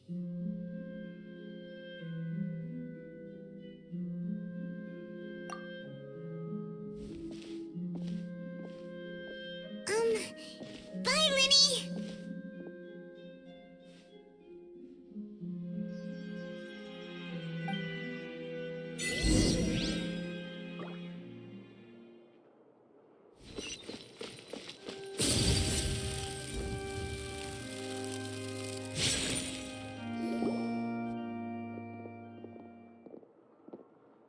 Hey there. What was with the disappearing act you pulled right as the trial ended? Were you looking for us, Navia? Well, this whole thing isn't exactly over, is it? I do feel that we're getting closer to solving the serial disappearances case, though. Don't you think so, too? Huh? What's wrong, my dear partner?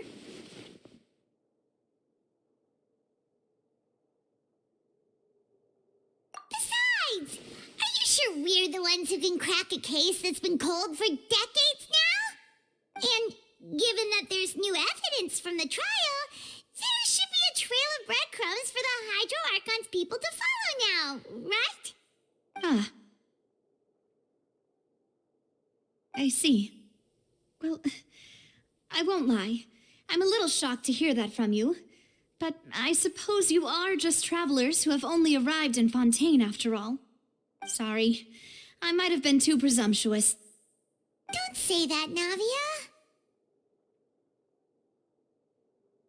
Ah, and we were having so much fun investigating with you, too.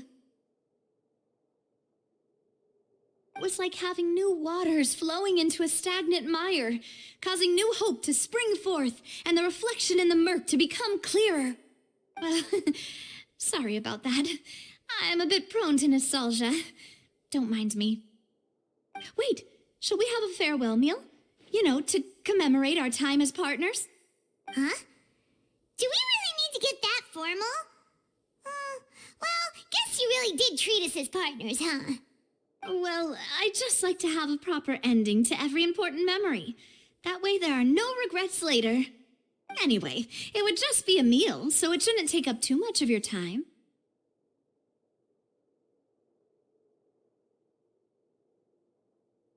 You don't have to twist Paimon's arm. If Boss Navi is treating, count Paimon in! Oh, wonderful. In that case, why don't we return to the Court of Fontaine and head to the Hotel de Boer? I believe we'll make it just in time for dinner. All right, then.